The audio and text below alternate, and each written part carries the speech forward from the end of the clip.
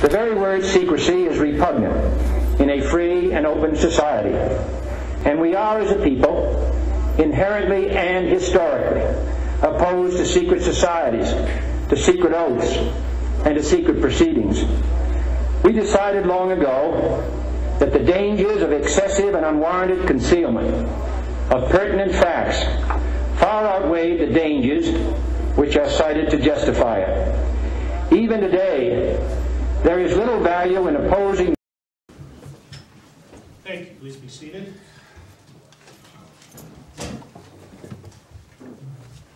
right. Good afternoon. This is C 2013-2985. Cecilia Cruz versus Richard Miranda, and the city manager, and Roger Randolph, city clerk.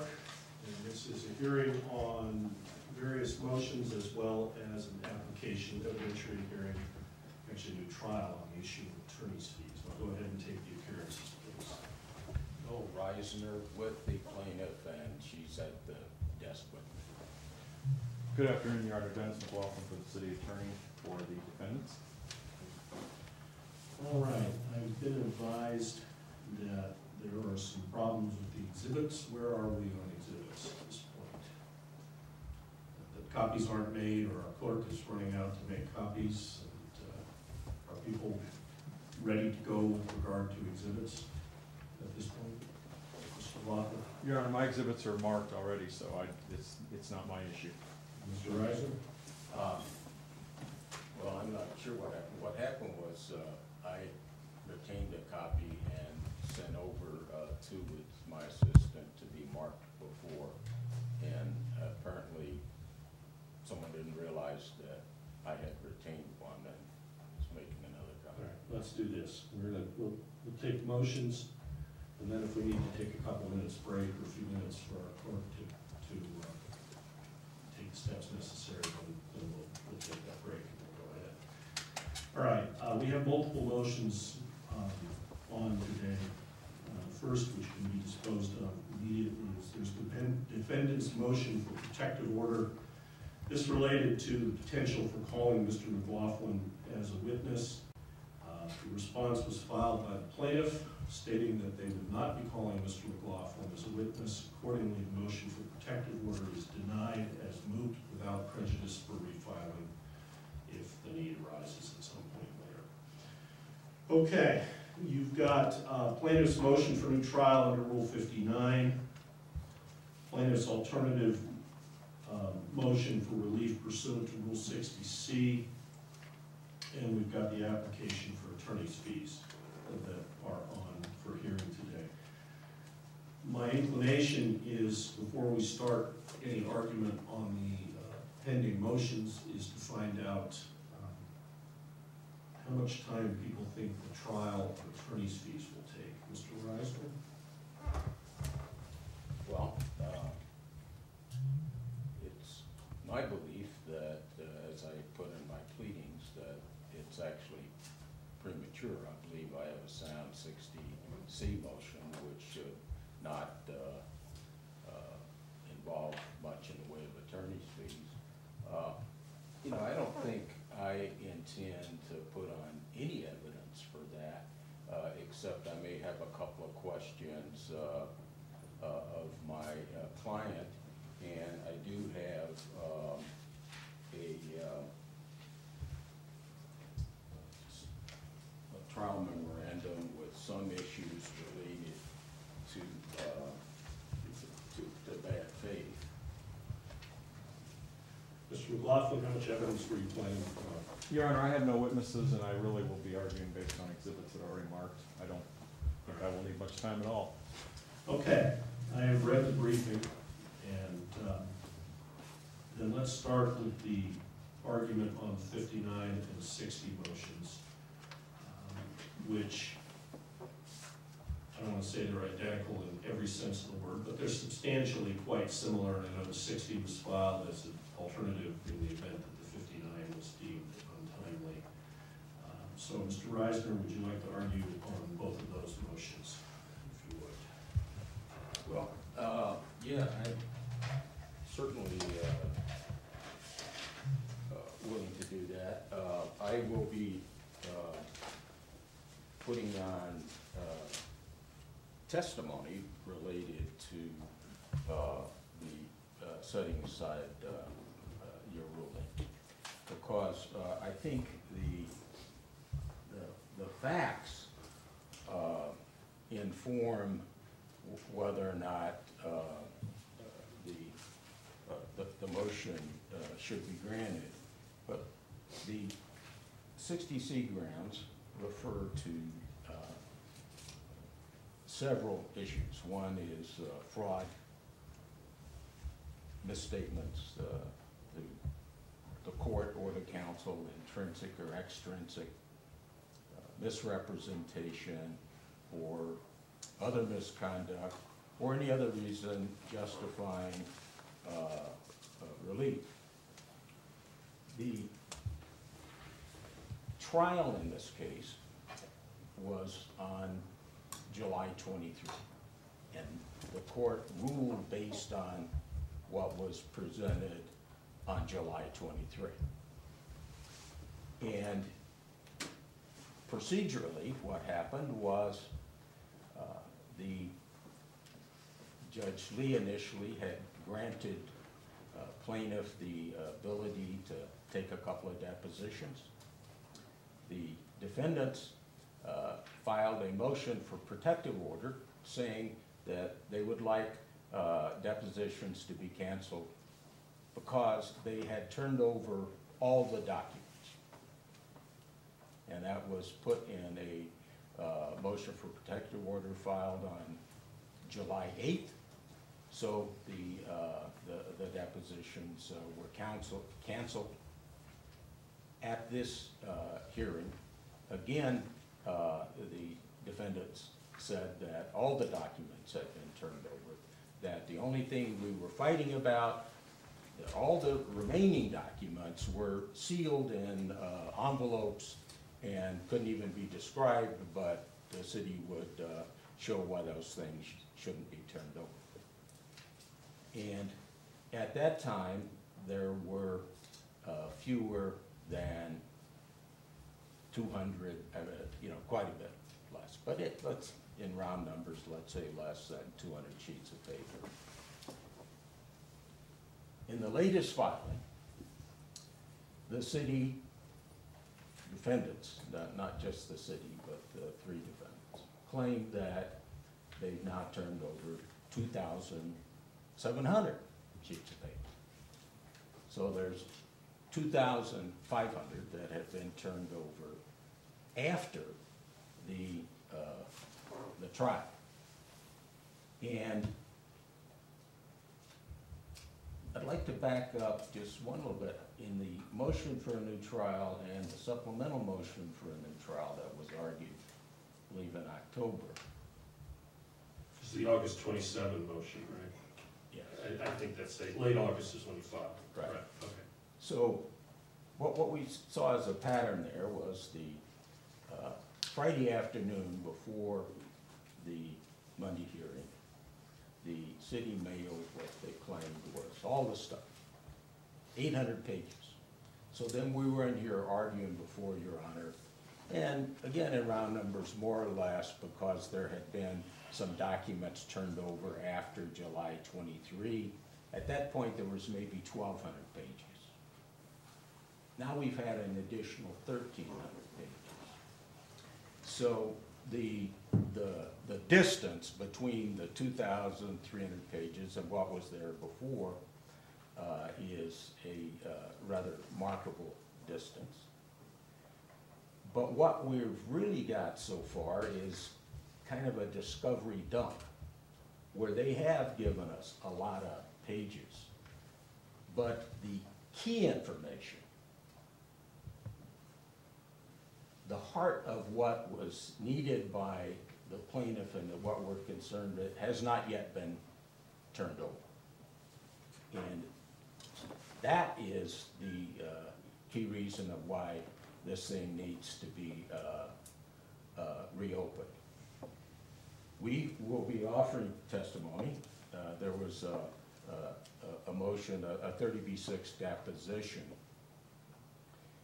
that the city didn't provide people testify about lots of issues in that 30B6. But what they did produce on a key question, the key question was, what had the city done and prior to July 23, prior to the order to show cause here. So there were two witnesses that could have spoke to that. One was the IT department. The IT department says, no involvement.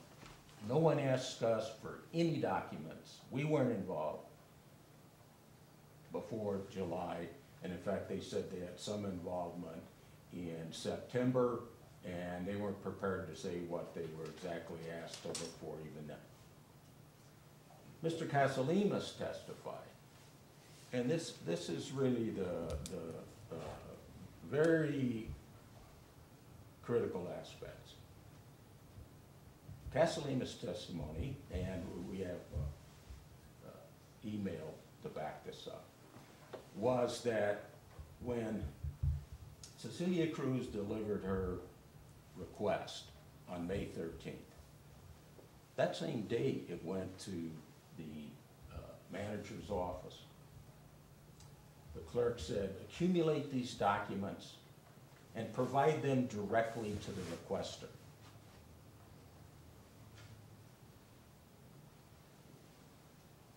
The next day, oops, cheat. Now provide these to the city attorney's office. So Mr. Casalemas said, pretty much immediately afterwards, he met with Dennis McLaughlin from the city attorney's office, who says, we're in charge of accumulating all these documents. And he turned over his hard copy files to Mr. McLaughlin, and he said that he knew, this is the city's testimony, that the same requests were made of other people. And he said it's the kind of, you know, you keep in these hard copy files the kind of information that is involved in a project like this. So this last weekend, prior to Monday hearing, we get some more documents in the city, which have some more individuals involved. This immediately preceding weekend? Yes. Okay, so 3 days before now? Yes. Okay. Yeah. So. How many pages? Oh, I don't really know. Yeah, here's, if we can have it marked. Yeah. Okay, well, This is, yeah, we can mark it when we get to your argument. All right. and Okay. there's a lot more that he's not telling you. Well, Mr. McLaughlin, you will have the opportunity to respond, so please refrain from Thank what you. I think is a gratuitous argument there. Thank you. I apologize, Your Honor. Okay, Judge. One of the key categories, and in fact, I think in this cruise, you know, what you requested, first thing was all hard copy documents. So we weren't provided prior to July 23 any hard copy documents from files. And same thing today. We have nothing from Richard Miranda, the city attorney. Casalemas testified he reported to Miranda. Nothing from his file. Albert Elias, who was in charge of this, we didn't get his hard copy files. Nor Chris Casalemas. What we're told is, and Chris testified that he met with McLaughlin and turned it all over. Attached to one of our motions as an exhibit is the letter from Mr. McLaughlin saying, well, yes, Casalemas testified that he gave me that, and I can't find it. But if I ever find it, we'll let you know and we'll turn it over. Nicole Ian Gavin, Rebecca Wade, Tim Murphy, Jim Rossi, Marcella Solis, Kelly Gottschalk, Liz Miller, Ernie Duarte, Camilla Beckett, Andrew Squire, Mike Sikowski, John Padres, Mayor.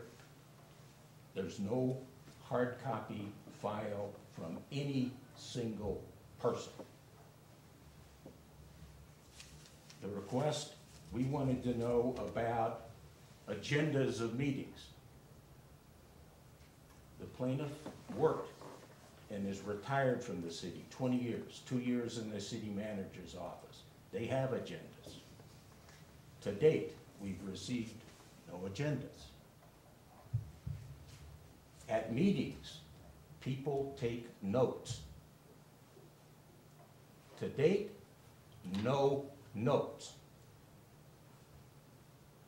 Meetings appear on calendars. To date, no calendars. Now, Ms. Cruz did make, after the July 23 hearing, a request for the notes with Hector Martinez, the real estate guy from the city, because we had testimony from Pasalimas that, well, he didn't get anything, he didn't think he got anything in writing from Hector Martinez. Well, since there was a city ordinance that would require a evaluation, we asked for that in the notes, and so we have some from Hector Martinez. I believe he's the only one that we have notes from. Now, it could be that the city may say, gee, in the way we do business in the city, nobody takes notes. We don't do agendas. We just keep this stuff in our head. That's not the way we understand city practice. And what we want is this thing to be open, to be able to ask the individuals directly. We've had a real problem in this case where the representative of the city, and the city, I want to be clear that it's my belief that the lawyers represent clients. We sued the city manager because it was his office and he was in charge of the project. We sued the city clerk because it's his job to be in charge of documents under the city charter. And then the mayor and council filed an answer where the city became a defendant. But my blame is not on their representative in court. My blame in this case is on the city of Tucson, the manager, clerk, mayor, and council, the city. They understand these issues in this case. We'll have evidence before my client sent in her public records request that she wrote. This was nothing by counsel. The same questions basically she asked, Steve Kozaczek asked them. Who's responsible for this? Who's driving this thing? What are the issues? The stuff he wanted to know in the week before Cecilia Cruz, the same stuff that she wanted to know. And yet, all of that information that was in the office, we have nobody's hard copy files, none of the agendas, none of the notes from the meetings that would let the public, and in this case, as I mentioned before, we certainly have a single citizen who signed that. But as she testified, she's the representative of a coalition that includes the neighborhood group next to this large park that's the first park ever sold. That's in your briefing, yeah. Yes. So the city of Tucson understands, and they understand that the law requires prompt disclosure. It's by statute. They understand politically that political issues that are on the plate that the public could use that details and could use that information in a manner that is prompt. But we're here not just because of, certainly lots of these things add up to defenses that aren't meritorious. They add up to things that aren't in good faith. And those things are relevant certainly to attorney's fees. But what my client wants, and as a lawyer, what I want for my client, is to get the records that the law says must be provided pursuant to the public records laws. And even today, we don't have those. We have a stack, a big stack, but we don't have the key documents and the key information that, according to Mr. Casalemas, does exist, and similar information does exist, and the city began immediately accumulating after our request on May 13th, and they had until July 23 before the hearing. What evidence do you propose to present today? Well, I propose to present Cecilia Cruz, who would describe her background, how she understands what the policies are in the city manager's office, because she worked there, how they do the meetings, the agendas, what information should be available, at what point she sought the assistance of counsel when they weren't, that information wasn't provided, all the information that is, that she's aware of, those giant categories that are missing. She will, it's an interesting thing. May 20th, she met with the city manager and Albert Elias' assistant, Kelly Gottschalk, on behalf of the neighborhood. They wanted to talk about what's going on. And they were told by each of those people on May 20th they couldn't talk because of a confidentiality agreement. We will offer an email that says that 3 months previously, TREO sent over and said, Grand Canyon releases you from the confidentiality agreement. That evidence came in during the July 23 trial? No. Didn't it? No. Well, I knew they were released from it at some point, and I would have learned that in the July 23 trial. Well, But in any event, no, what you learned and what I learned, because there's no discovery in the July 23, is there was a May 16th letter, and maybe there's a press conference that's going to affect whether they're going to be released. What we didn't know until this weekend, I believe, was that on February 20th, there was specific emails saying you're released, but 3 months later the neighbors weren't told. You'll hear from Tina Pacheco about her attempts to get through this maze and to keep track of how things were released, and that the manner of what the city would release, a few documents here, no attachments, no references, made it extremely difficult to follow, and what's not there. You'll hear some of that testimony from her. I have deposition testimony from the 36 from the IT department, from Casalemas. do you have clean, full transcripts of those depositions? Yes, I absolutely do. All right. Well, now, let me hear from Mr. McLaughlin, I'll come back to you, Mr. Rice. Well, actually, wait a minute. Mr. Rice, before I hear from you, Mr. McLaughlin, I understand the argument you're making. When does the case end? That's one question. You don't have to answer it right now. I'm going to come back to you. When does the case end, and how do you know it ends? Because... You want to answer now? Well, and aren't you really asking for ongoing management of a record search by the court? Isn't that really what you're asking for? You want to answer those now? Sure. Sure, okay. Yeah. No, I am not asking for ongoing management by the court.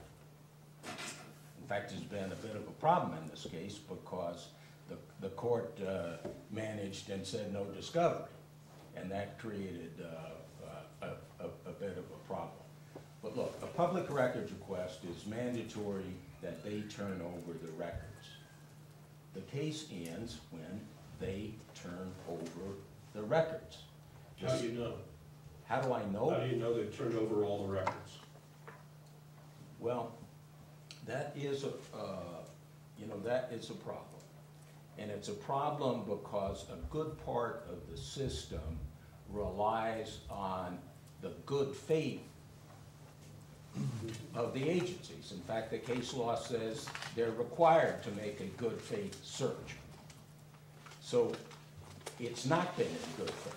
They didn't make a good faith search, and they didn't turn over the documents in good faith. That increases our problem and why we need to take depositions and ask people, what was in your file? When did you turn it over? Because my experience is those people all won't lie, and we'll be able to find out what happened. But we can't be in court where the defendants send in someone or say, we've turned everything over. Now we've turned everything over. Now we've turned everything over. And that's, oh, now we've turned everything over. The right to know what's going on in these public offices is important. And believe me, you ask the first time we're here, wow, this lawsuit was filed in May, and yet the hearing was set in July. We're not in pushing them, demand them to do stuff. They had plenty of time to do it. But it cannot be, and you would, the court would be harming the public interest if you could say, well, when we have a hearing and the city doesn't play fair and the city isn't honest about it, well, I guess they win and we talk about attorney's fees.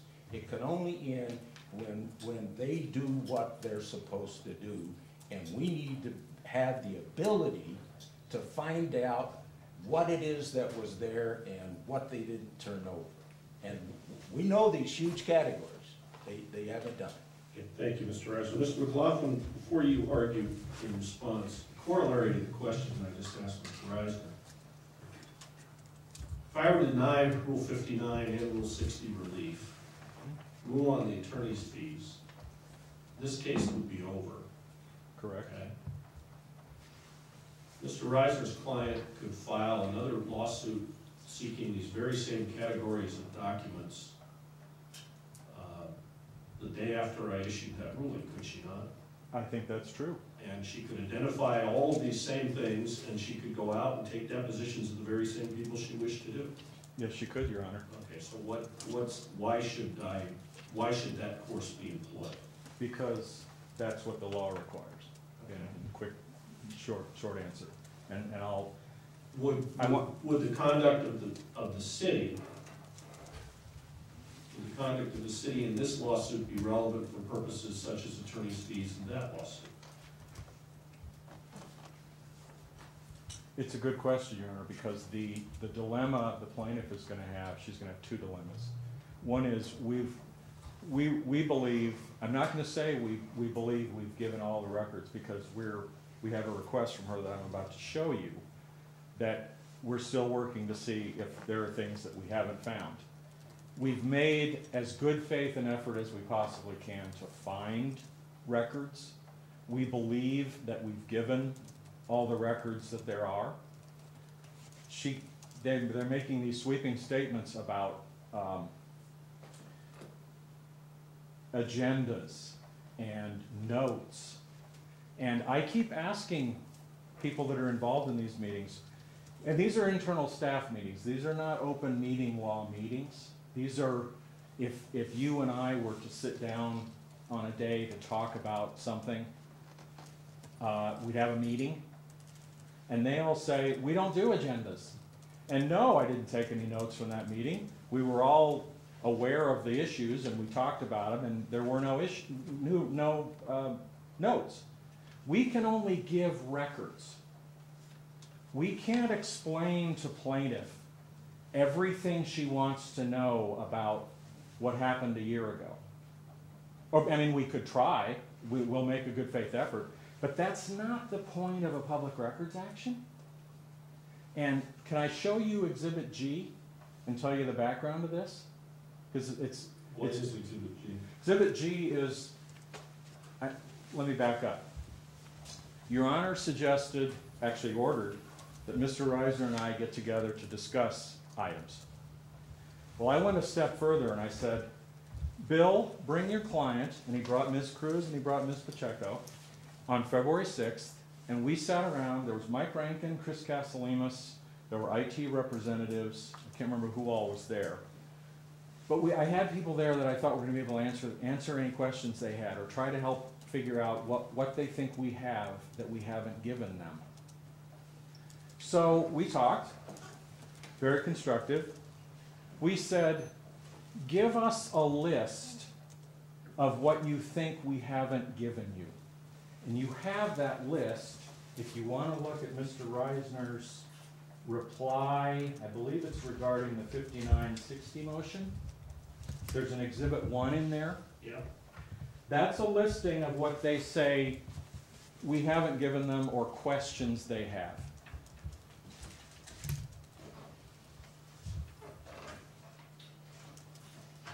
That came out of the February 6th meeting, and let me tell you a little more. I asked Mr. Reisner, I think it was that night, Bill, get us that list and we'll get going on it.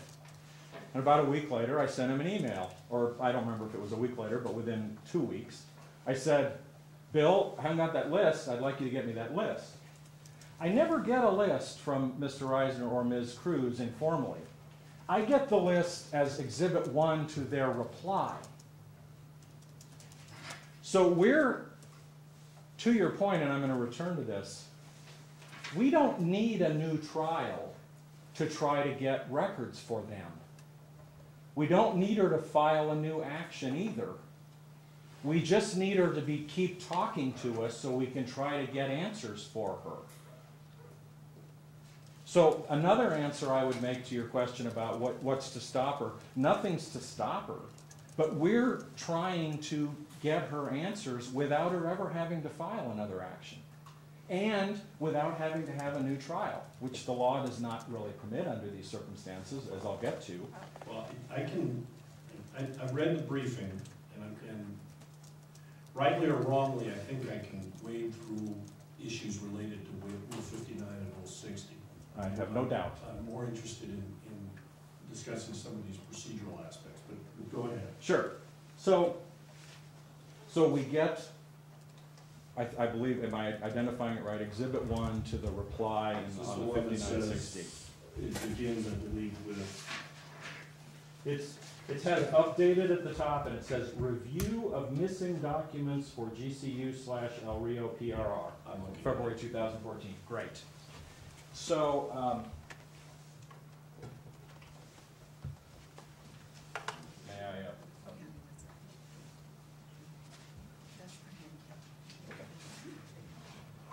May I approach the bench, Your Honor? You may. This is Exhibit, I had it marked as Exhibit G.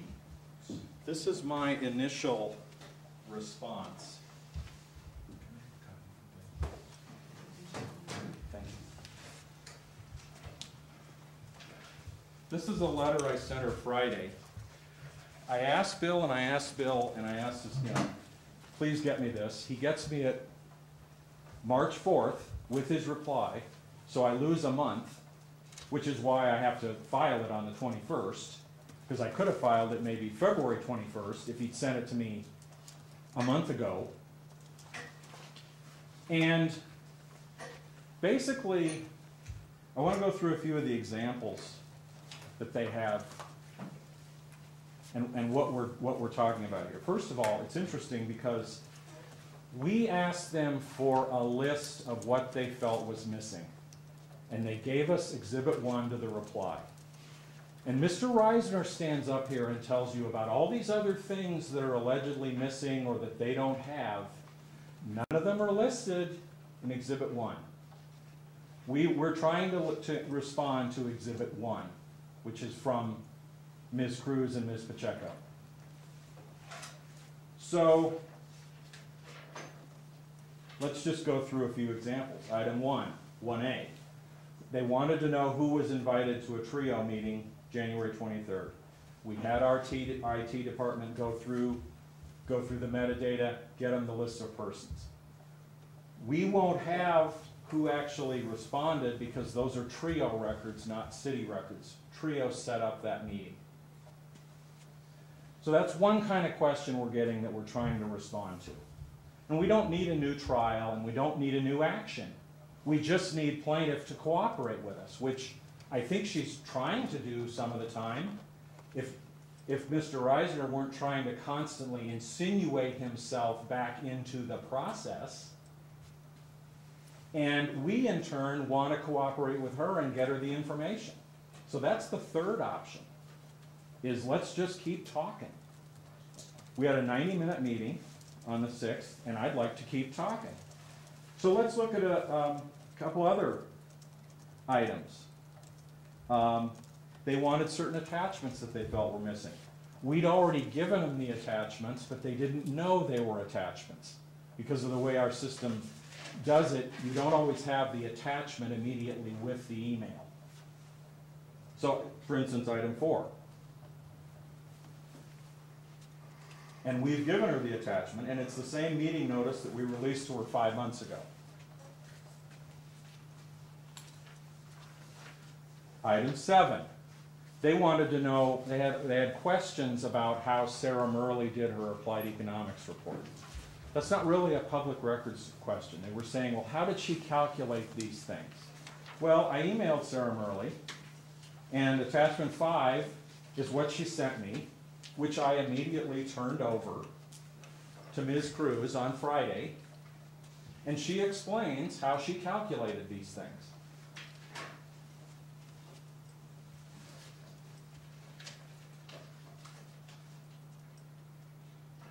And I don't want to bore you, and we don't have to go through all of these, but go to the last 4 items, the last page of the letter. We've given them the list of invitees, for instance, under second item 18. They didn't have an item 9, and then they had 2 item 18s and 2 item 19s. And then we have first item 19. We say, well, so they say, what was the attachment that's missing? Effectively, we're saying, no, it's not. The attachment is attached, but it was one of the Maria Solis emails released to you on December 6th. Second item 19. What missing attachment, allegedly? No, it's the same meeting notice from Rebecca Way that was released to you. We can clarify these items, and we're willing to. We've released 2,700 records. They have, according to Mr. Reisner, and I'll get to this, his action was brought about our withholding our offer to Grand Canyon. Now, he's had our offer to Grand Canyon since you ordered it released on August 16th, and we gave it to them on August 23rd. My point is simply this. I want to cooperate.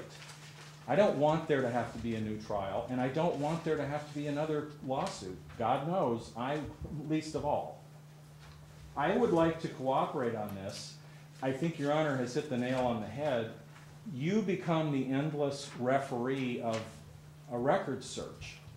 Let's just talk and do a record, keep up with the record search. We think we've given a lot, the key things.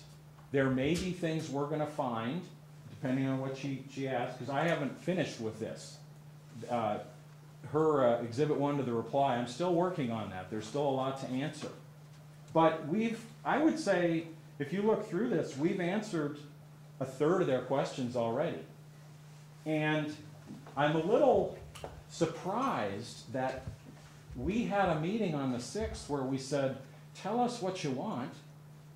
They eventually said it through Mr. Reisner in his reply, and now all of a sudden he's got all these other things that he says, well, you didn't give us this and you didn't give us that. We don't think they exist. But if part of this is a systematic questioning of all these people to say, I know you've told me you don't think you had records, but I'm really asking you, do you have any files? Did you have any agendas? Do you have any notes? I think they're going to say no, but I'm happy to do it. So I would, if you have questions of me on that, I'm delighted to answer them. Mr. Reisner is in a time warp. He wants it to still be July of 2013. Well, it's not. We've released 2,700 documents, and we're willing to work with his client to get more, and we do not need either a new trial or another action to do it. So now let me get to the law, unless you have questions. No, go ahead. So, I'm sure you've read the statement of facts in our response, but I want to go through and re-mention a couple of things, because Rule 59 and Rule 60 are very specific about what you can get relief for and when it's appropriate. And I need to have these facts out there to properly discuss it, and I won't go through all of them. So, plaintiff submits a public records request on May 13th. On May 24th, City Attorney's Office releases certain documents, and we say in the cover letter, there are certain ones that we're not going to release. Best interests of the city, basically we're in negotiation. And that they're also attorney-client privilege. 5 days later, plaintiff's counsel files a lawsuit. And if you read the lawsuit, the paragraph 7 and 10 of the lawsuit and the request for the judgment, they direct it at the best interest of the state issue. And that's all they direct it at. In fact, I think if you read it, they don't actually ask for documents to be released. They say, well, I want my attorney to be paid and I want you to order this. I'm not positive of that. But whether they did or not, the issue they're talking about is the best interest of the state issue. Can we withhold documents on the basis, and you know the basis because you ruled on it. Now, we file an answer. We say 4 things. We say we've already provided certain material. We're going to be voluntarily providing you with more material when we find it, which we've been doing for the last release was December and the last major release was October. So we've done it for months, and the last major release was 5 months ago. And you're not going to need to, we didn't need to file a lawsuit. We're going to do that. And those are all voluntary releases. He's gotten exactly 4 documents out of this lawsuit. The rest have been voluntarily released. So, third thing we say, we're currently withholding certain materials for reasons we told you in our letter, May 24th letter, best interest of the state. And if and when it's no longer detrimental, we'll release it. So, we make one supplemental release in June. You hold the trial on the order to show cause on July 23rd. That all Mr. Reisner argues in that trial, and I cited you the transcript portions. All he argues is the best interest of the state issue, the legal issue of whether we can withhold those. So you do an in-camera inspection, you rule, and you rule in her favor. You say, no, I'm sorry, under these circumstances, I don't think you're enough in negotiation that you can do that, so I'm going to order you to release them. And I'm obviously paraphrasing, but I think that says the sense. We release those records to her 1 week later. We comply with the order. She's won the case, and we've complied with the order. And that's the only issue her attorney raised. You also rule that certain records are attorney-client privileged, and we don't have to release those. Okay? 11 days after your ruling, Mr. Reisner files a motion for a new trial. And all he wants is a trial on attorney's fees. And let's listen to what he says in that motion.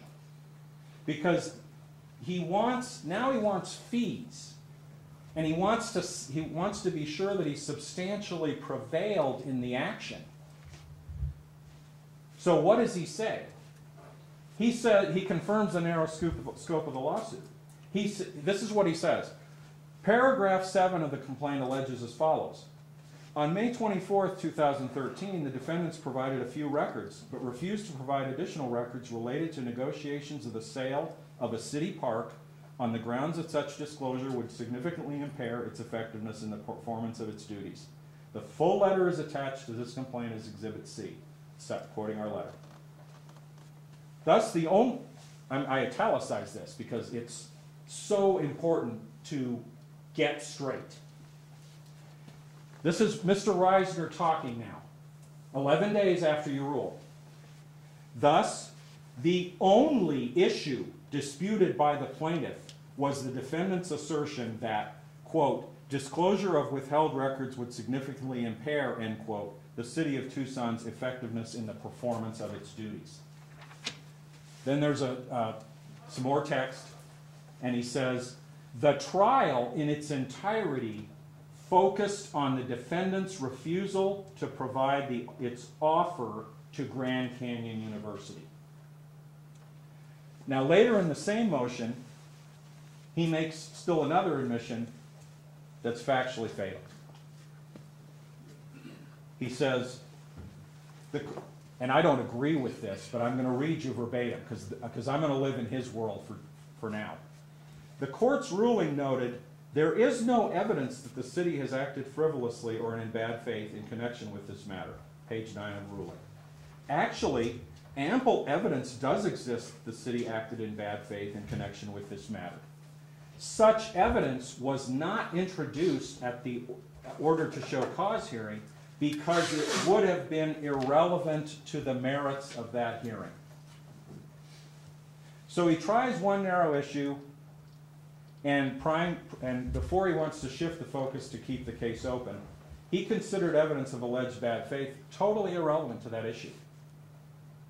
Now, as I say, we disagree with the fact, the claim that there was city bad faith, the fact that he's arguing that.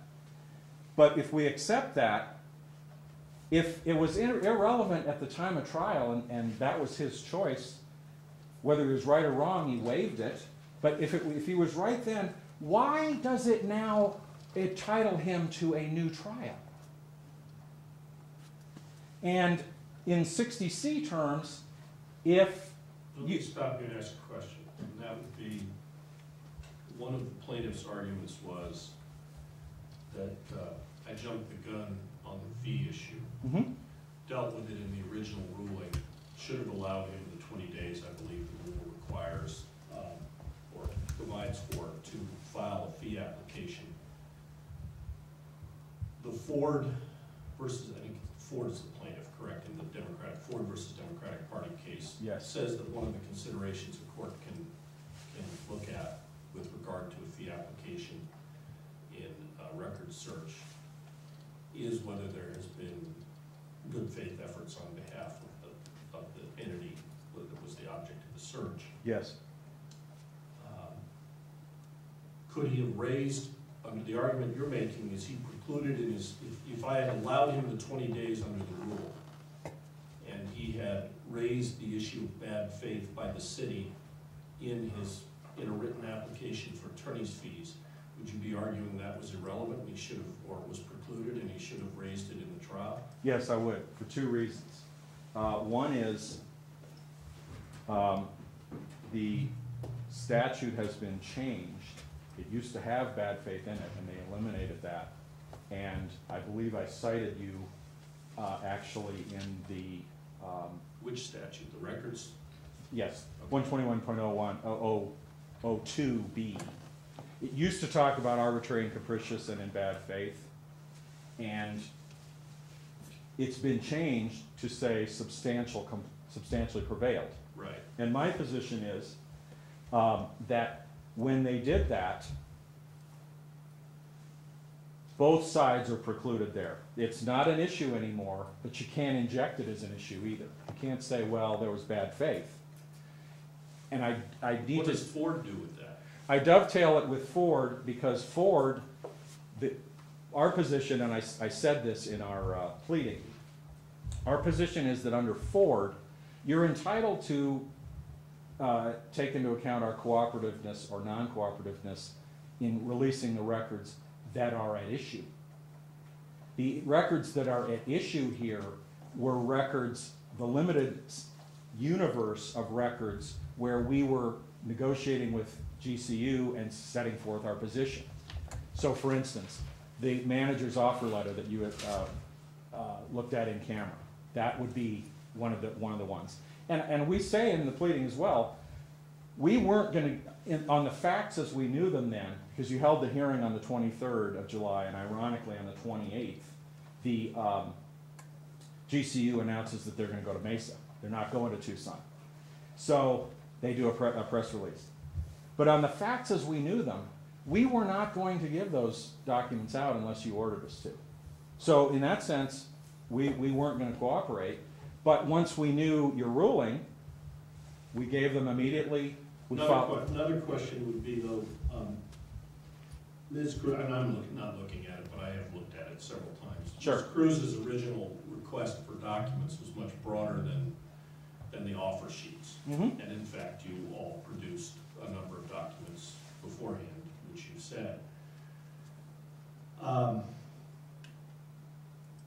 So you're seeking to bind Ms. Cruz to the allegations in the lawsuit, but isn't she relying on the fact that she's gotten everything else that you have?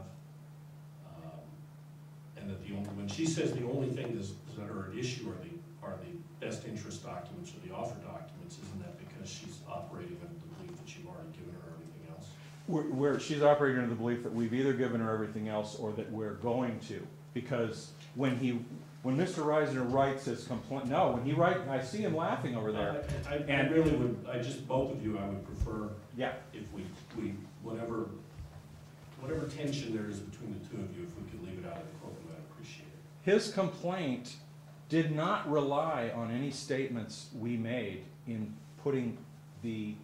making this a narrow issue. She brought a lawsuit solely on the best interests of the state because that's what we said in our letter. And the assumption we've been operating on ever since, and then that we said in our answer, paragraph 7, is, as to anything that's not within that limited universe, we're going to give it to you. And we have given it to you. There are two things going on here. There's this narrow lawsuit that you ruled on in July. And then there's voluntary releases that we've made in May, June, August, September, October. As we find things, we should have been faster. We should have been more efficient. I don't like it either. And if I were you, I wouldn't be real happy with me either. But that is a different animal from the lawsuit. The lawsuit is a very narrow, focused lawsuit due to Mr. Reisner writing it that way and taking that position throughout the lawsuit. Let me just digress 1 second. If every hearing he wants to bring up the fact of what we said when and all this stuff. Well, his motion claims that he knew about bad faith before he ever reached the hearing. And he didn't bring it up because it wasn't relevant. Well, I keep circling back to this. How then is it relevant now to him claiming, well, I need you to now reopen the case when that's not the issue I ever tried? I'm a little confused, and let me see if I understand this. Ms. Cruz files or provides you with a letter saying, I'd like all these categories of documents. And I recall reading the letter that it is very broad and yes, encompasses a lot of things. Yes. You provide her with a certain amount of documentation. She files a lawsuit based on what you have not provided. And the position you're taking is, but we were planning to give her all of the rest anyway. And then over a period of time, prolonged period of time, documents continue to appear or be produced. I can't consider anything for bad bad faith purposes other than whether you acted in good faith, your client, this is not you, your client related to the documents related to best interests of the city. But I should consider the prolonged period of production over many months to be evidence of good faith on the part of the city? I don't think it's good faith or bad faith. I think it's Ford that says, just look at the documents that are at issue. And what we say is, we know there's this request, we're responding to the request. When we send things, it's to Ms. Cruz, not to her attorney. And we will just keep doing that as we find things. Yes, so there's a process that we're going through that, like any other public records request, and then there's this lawsuit, which is about the best interest of the state. If they had filed a lawsuit and tried the lawsuit saying, we want the documents you're saying are withheld, but we want everything else you've got that fits under her request, even though you say you've already given it to us, would that be an issue that's even ripe to try? Would I be able to issue a ruling saying, oh, by the way, give them everything else that's responsive, even though I believe you've already given them everything else that's responsive? My short answer is no, although I would, it's not the case we have in front of us. I'd have to consider that. That's a good question. I think though that the answer would be no, absent some showing that we were truly trying to hide documents or absolutely refusing to give documents that we didn't have any privilege or basis to not give. Maybe I can frame the question a little better for my trying to figure it out for my purposes, and that would be, did she bring a lawsuit about the only documents that you said that you were withholding? I say yes, she did. That's what we say she did. And she can't now say, you know, I want to broaden this now that I've gotten the one ruling that I wanted. Okay, but then if it turns out that there were several thousand pages of documents that you were withholding in addition to the documents you say you were withholding, you want to bind her with regard to finding of good faith efforts to the documents you were withholding? All I'm saying is that she can't get a new trial now to say, I need to reopen this so we look into that. Can I consider, frankly, there is so much, there's a lot of overlap right now. I know that Mr. Reisner said he wasn't going to present any testimony today about attorney's fees, except some of the things that he said Ms. Cruz were going to testify about, is going to testify about today, seemed relevant to the issue of attorney's fees. So I guess the question is, can I consider the prolonged releases over time as evidence one way or another with regard to the issue of attorney's fees? And I think that under Ford, no, you can't. And also under Schweiger and Hensley, which say, the reason I say that is because Schweiger and Hensley say, she gets fees based on what she brought and won on. She doesn't get fees for claims she didn't bring. And there's a point we reach where, and I think very soon, where if you start considering all the other voluntary release, that effectively, at least for attorney's fees, we're starting to allow her to have new claims or get paid for claims that she never brought. Mr. McLaughlin, do you have anything else you want to argue on the 5960? Because I want to move forward. If there's going to be testimony, I would say no, Your Honor, except that I do object to testimony on 5960 because Mr. Reisner gave absolutely no notice of it, and it is not in your order. Your order talked about testimony as to attorney's fees, fine. But all of a sudden, instant evidentiary hearing on 5960, I had no notice, I'm not prepared. That's all I have to say. All right. Mr. Mr. Reisner? Yeah, Judge, there are a number of things that I need to respond to, but I want to give you a copy of the complaint so you can have that in front of you. If you want to respond first, my order said that we would take whatever, 59 and 60 motions are usually not evidentiary in my experience in terms of testimony. My order did say I'd take whatever evidence people wanted to present on the issue of attorney's fees today. And if Ms. Cruz wants to testify, and as I said, there's overlap, but I don't know what, do you want to respond to that assertion? There's an objection to testimony on 59 and 60. Well, let me be clear. I want to be clear. Your Honor is saying that we cannot present testimony on Rule 60C motion. What I'm saying is there's an objection, and I want to know your response to that objection. Well, my response is that Rule 60C requires us to show that there was some fraud and misstatements and the requirements of Rule 60C. You set a 3-hour hearing. It was my understanding that it included us giving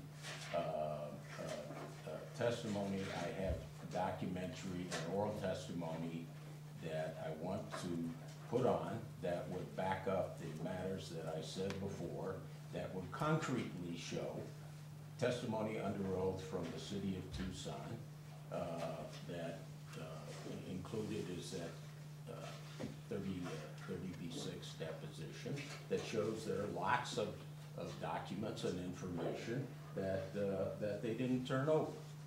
So yes, I think that I should be able to present actual facts to back up my assertion. All right, this is what we'll do.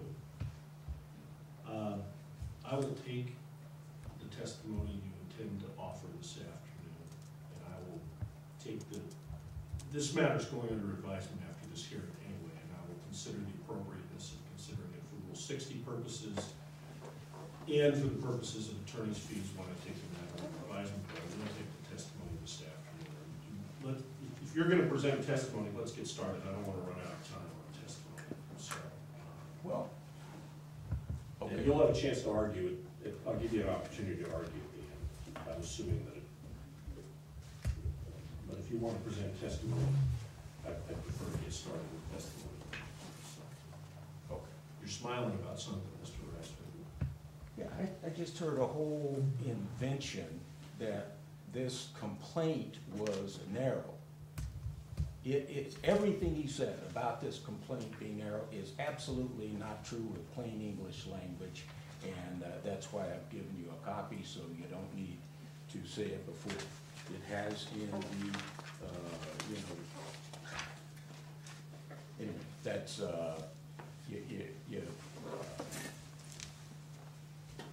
but certainly I.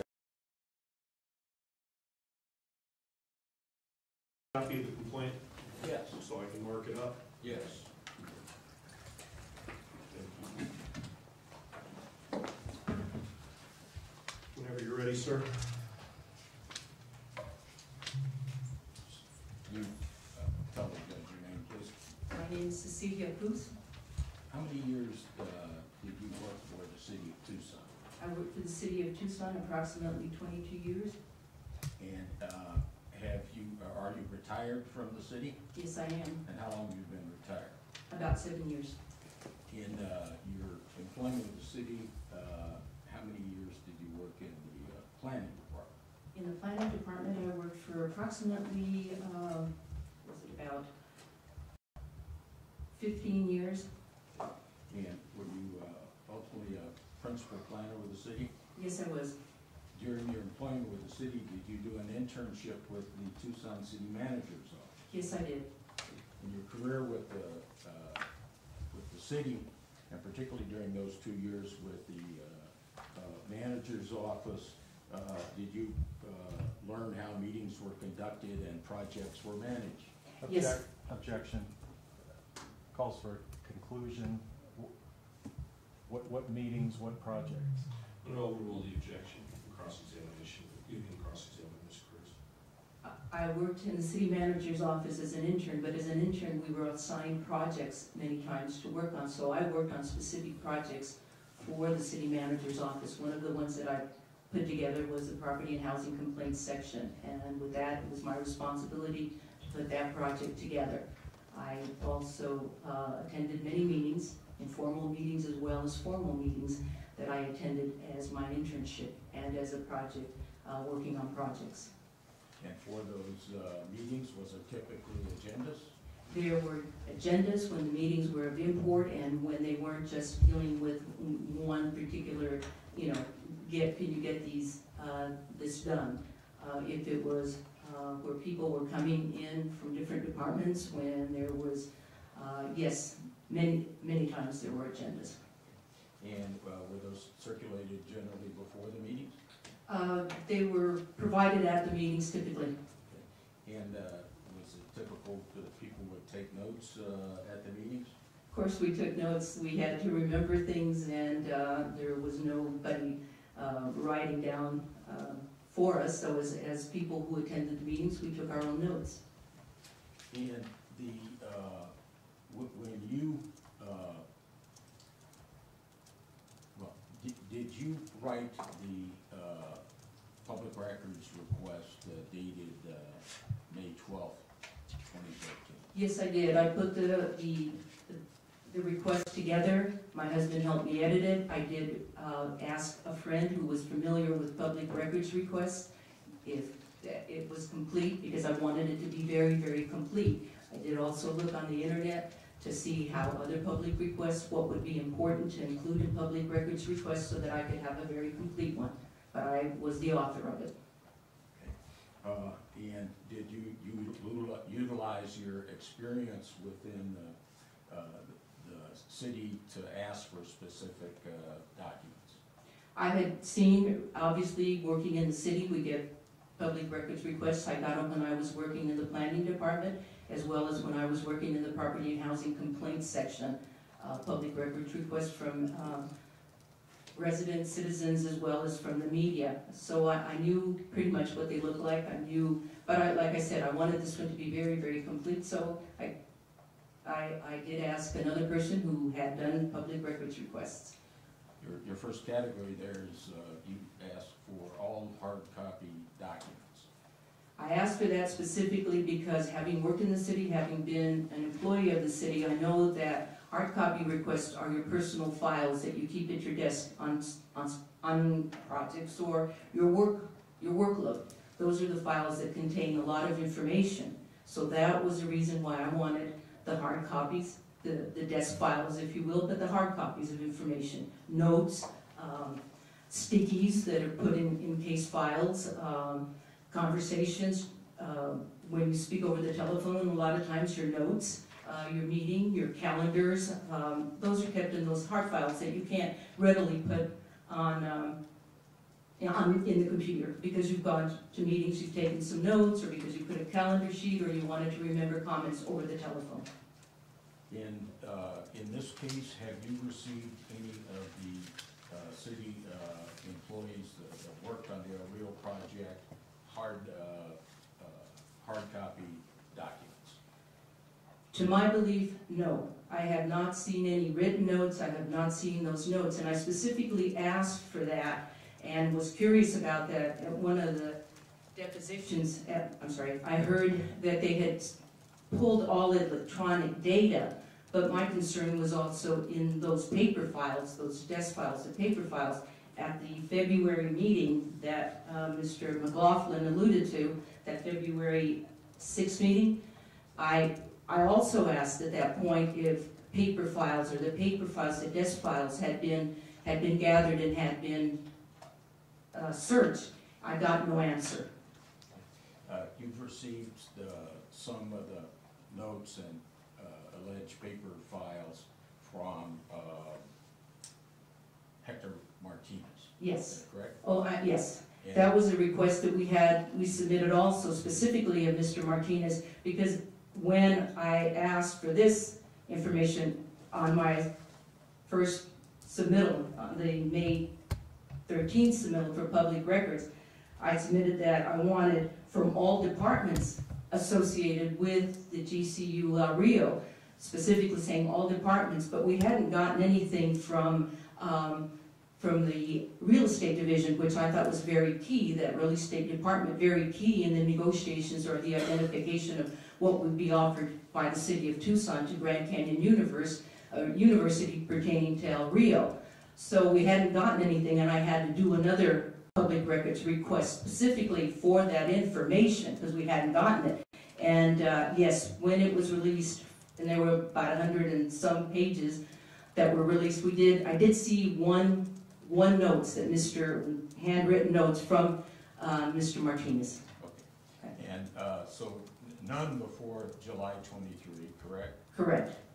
Up to today, the only files that you're aware of, would that be Hector Martinez's Yes. hard copy files?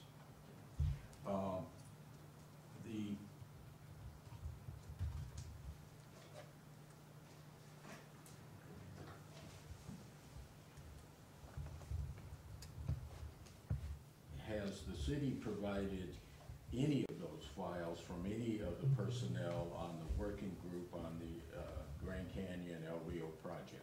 The paper files or electronic? The paper files, no. Okay. And very limited on the electronic.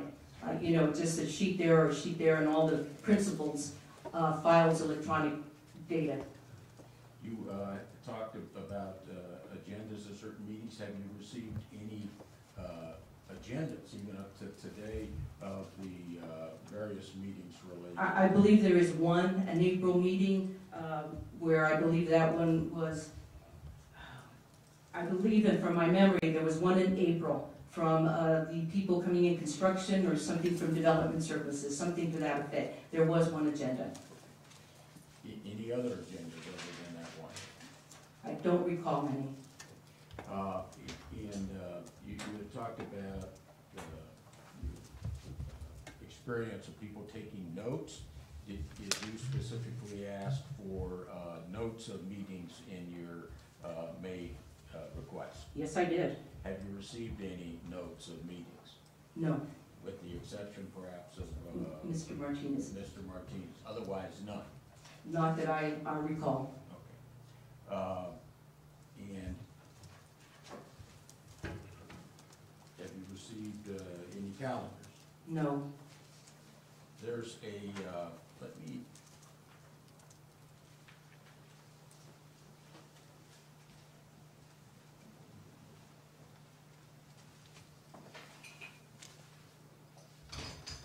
show you what's marked as Plaintiff's Exhibit 1 after this hearing, which is, Excuse me, Your Honor, is there a copy for me? You have Exhibit 1? no,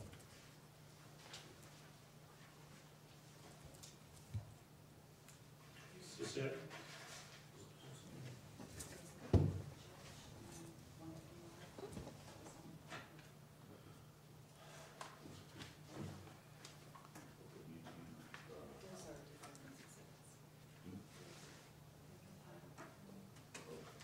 There was a separate judge and then a second one, which is right.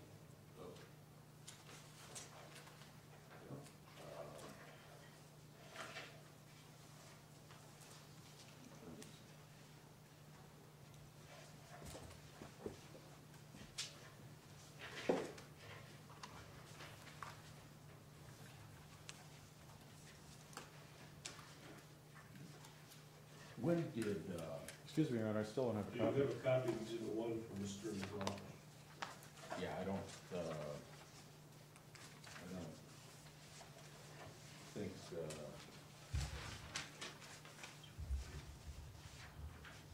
don't think I do. All right. Are you gonna ask about Exhibit 1? Well, maybe I won't.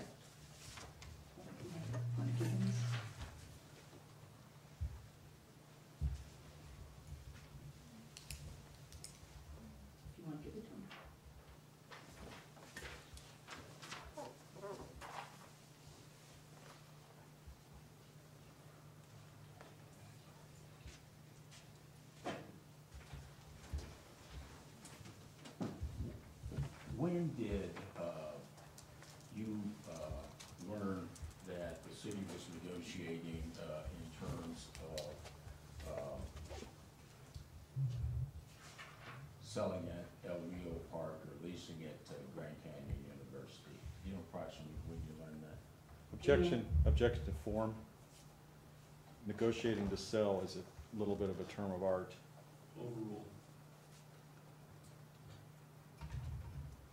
I learned that GCU had been offered, or El Rio had been offered to GCU in a newspaper article on or about May 8th. Okay. You, and then you, that, following that May 8th event, that's when you wrote the public records request. Yes, that is correct. And I want to just go back a little bit.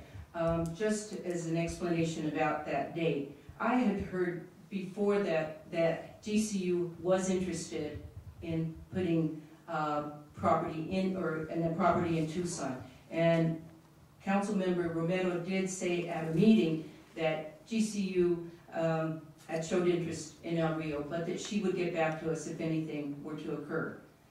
On May 8th, out of the newspaper, that's when we officially heard, and really that's when because we had been, and I want to say this because we had been planning for El Rio to become a park, and that's how the coalition was formed, and I think it's important to give some of that history to get to that May 8th, and I'd like to do that. Because we were under the impression, many of us were planning a master plan for Joaquin Murrieta to tie in to El Rio and complete the dream of having El Rio and Joaquin Murrieta become one park for the West Side community.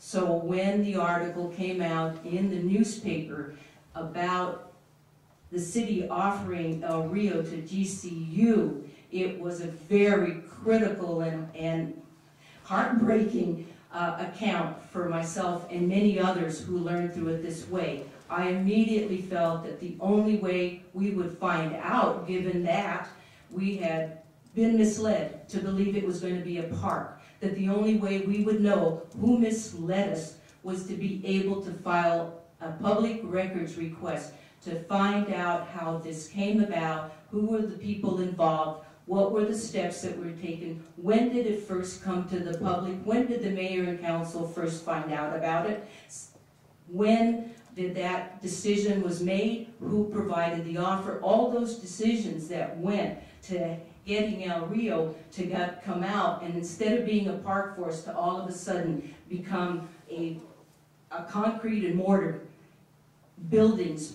And that's why the public request was so important. That's what drove me to say, I've got to get something in there as quickly as I can, because it appears they're moving very fast since they've already offered it to Grand Canyon University. So it was on May 12th where I wrote it. That was a Sunday. Then I put it and submitted it on the 13th of May. Your Honor, just note an objection. I'd kind of like to stay with the 59 and 60 issue. So I think this is irrelevant. I think a lot of this was covered in the July 23 trial. So let's move on, Mr. Rest.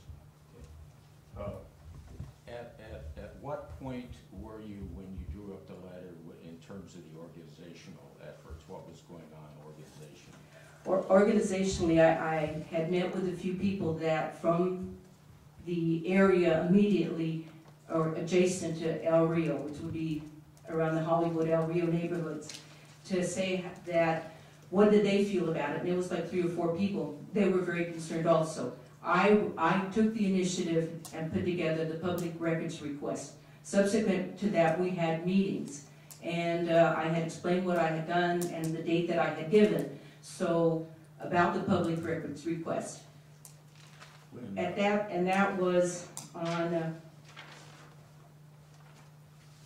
May, and then that was about the 14th of May. We had a small group meeting. Then we had a meeting on the 16th of May where over 50 people attended it who were very, very concerned about what was going on with El Rio. Many of them past participants in the El Rio Coalition won. And did you, Mr. McLaughlin? Your Honor, repeat my objection. Mr. Reisner, why is this relevant to the question whether the case should be kept open?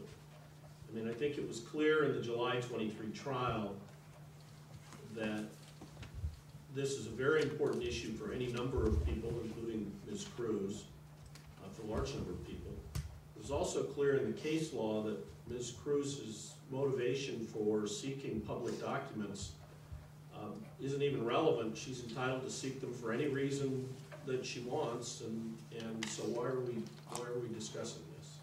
well, one of the reasons is because this is testimony that's important on the issue of bad faith by the city, which is a critical element in attorney's fees, including the A.R.S. 12-349 claim. And how is this particular testimony critical to the issue of attorney's fees? Okay, because what she's doing is laying out the part of the, here's a couple things. One, she's talking about the issues and the reasons that are important to her. Those are identical to the reasons that Kozaczek put out that are important to her. These are the kind of issues that if you look at this and, yeah, you want to know what they are. And Mr. Baldonegro testified at Right. significant length about the cultural heritage significance of the site, too. So, and I do remember a lot of this was covered on July 23rd. Okay. But the public records law requires that things be prompt when they're turned over.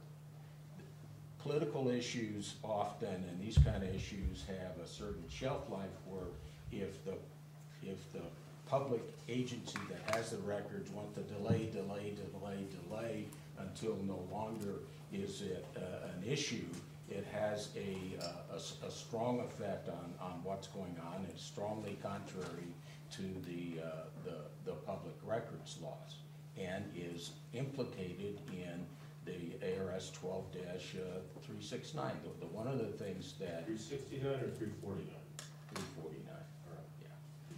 Felt that the decision was going to be made and wanting to talk to the city manager as to what happened. Could he answer questions for us? So absolutely, we wanted to talk to people. How many people from the Coalition? coalition were there? There were about 9 people from the coalition. Okay. Were you told by the manager that or people in his office that he couldn't give you details about what was going on? At that meeting, we asked questions, and Albert Elias and Kelly Gottschalk said that they really couldn't address the questions that we had, or some of the questions that we had, because they had signed confidentiality agreements. And this was in May 20th. May 20th. I'll offer Exhibit 2, which is an email of February 20th. No objection. Two's admitted. Do you have a copy? I do not. Mr. Reisner took that back. I think he used that one, but it's fine. I've seen it. Okay.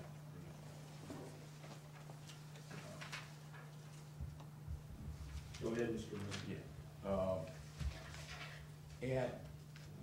At what point, and in your... We had that meeting, and like I said, the neighborhood was there, but Mr. Miranda did say that he was going to ask the city attorney to release the records. At what point did you then talk to a lawyer and seek help on getting the records to the city?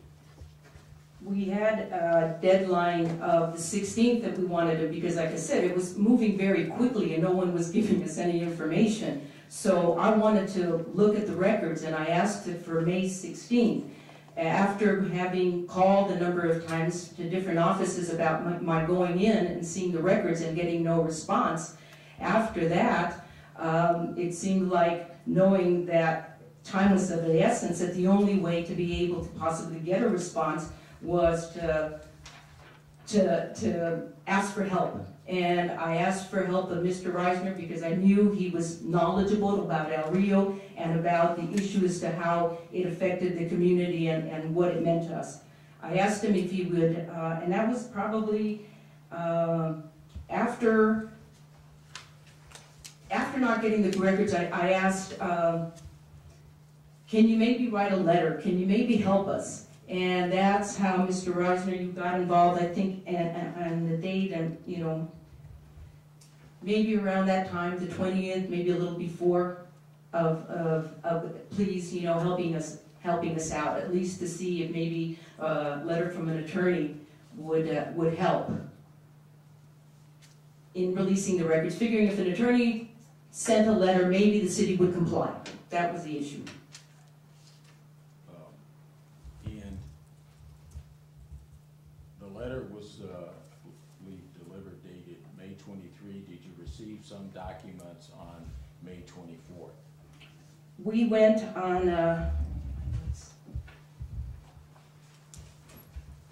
or about the 23rd, Jerry Guerra, another member of the coalition, and I went to City Hall, and Mr. McLaughlin did have some records there that we saw, and we went through them.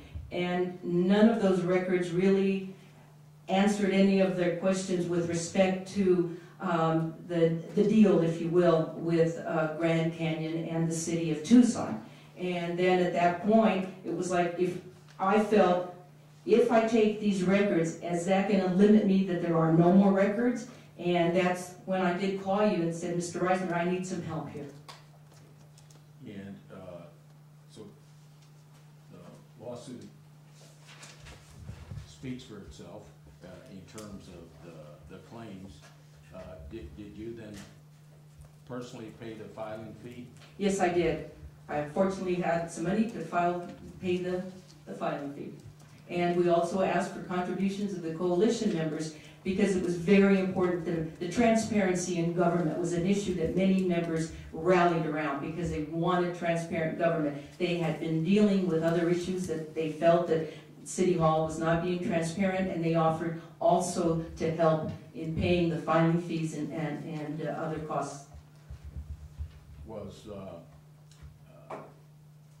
after filing the lawsuit, was it your belief that the city would then provide the records? Yes. Well,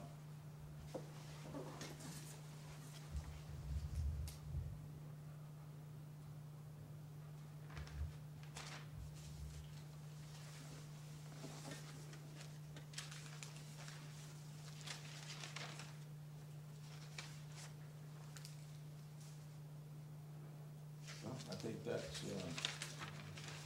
questions I have. So, Mr. McLaughlin, actually, we're on an hour and a half right now. We'll take our afternoon break. We'll come back at 3:20. Mr. McLaughlin will cross in. Thank you, Your Honor. Stand in recess for this Cruz. You step down. And then I have the pleasure of jury duty tomorrow. Well, I don't know why we would go any longer than the allotted 4:30. Okay. All right. Thank you. Ms. Cruz, you indicated you retired from the city 7 years ago. Approximately, yes. Which city manager was manager when you retired? When I retired, the city manager was, and let me recall, during the senior moment. I believe that was when I stopped working for the city manager. I started with Mr. Gutierrez. And after Mr. Gutierrez,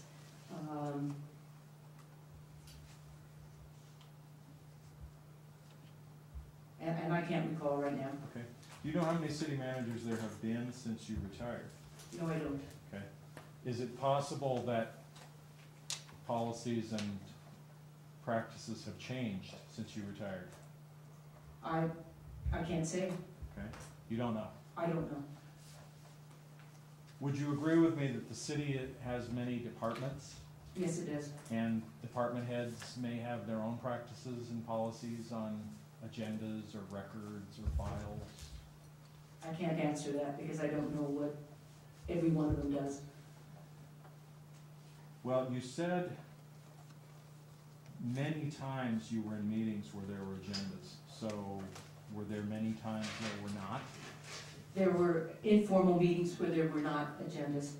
Okay, so you agree with me that not every time two, three people got together in a room to talk about a topic, they drafted up an agenda. No, a lot of times people would put things up on one of those pullover pieces of papers, sheets that you do, and yes, Okay. there were times when there weren't agendas and formal meetings. Do you know if there's ever been a city requirement to take notes in meetings? Not that I recall. Do you know if there's ever been a city requirement to have an agenda in a meeting? Not that I recall. And anything that required you to keep a file on everything you were working on? When I worked in certain department, yes, there were requirements to keep files. But With certain departments, yes, the ones that I'm familiar with, we were required to keep files for the planning department, for development services, so we did keep files for those departments that I worked for. And with the city manager's office, I know I was working on projects, and I had to have the files. okay, so were those formal projects, for instance, like a certain property or a certain project? Yes, So, do you know, were there situations in every case where someone had to keep a file? there were, certainly when it had to do with a specific property, if it was a property that had had complaints, like in the complaint section, yes, we had to have a specific file for that property where there had been a complaint. When we were working on rezonings or other planning land uses, there were files that were required to on those particular cases. But not everybody would have a file on every topic they ever worked on, right?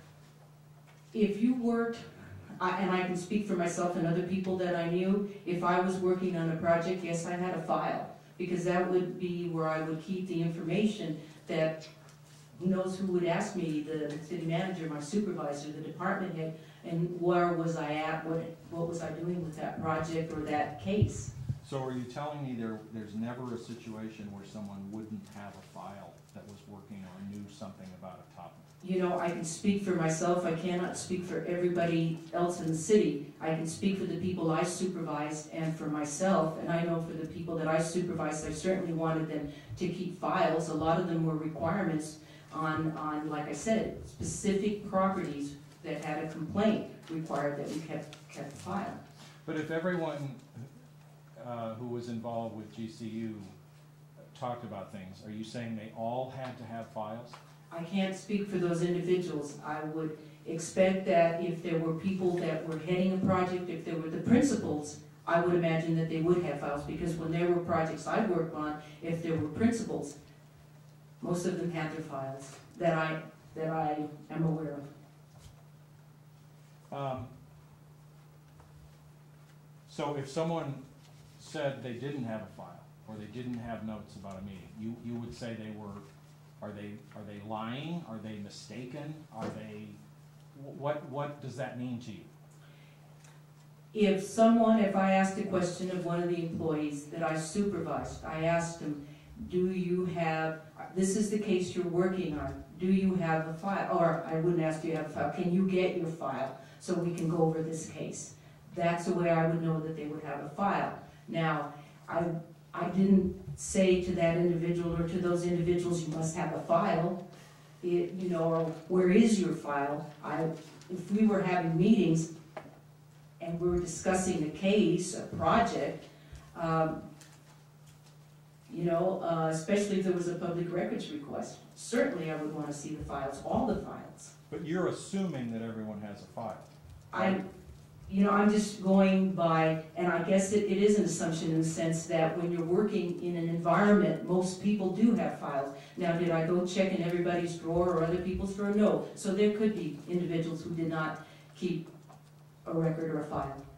But just one more question, then I'll leave this. Do you assume that everyone has a file on every topic they ever discuss as a city employee? My assumption is this, my assumption that if it's a critical issue, that if it's a very important project, if it is an important case, if it is of significant importance, that most individuals would have some record and some information that they refer to as their records and as their files.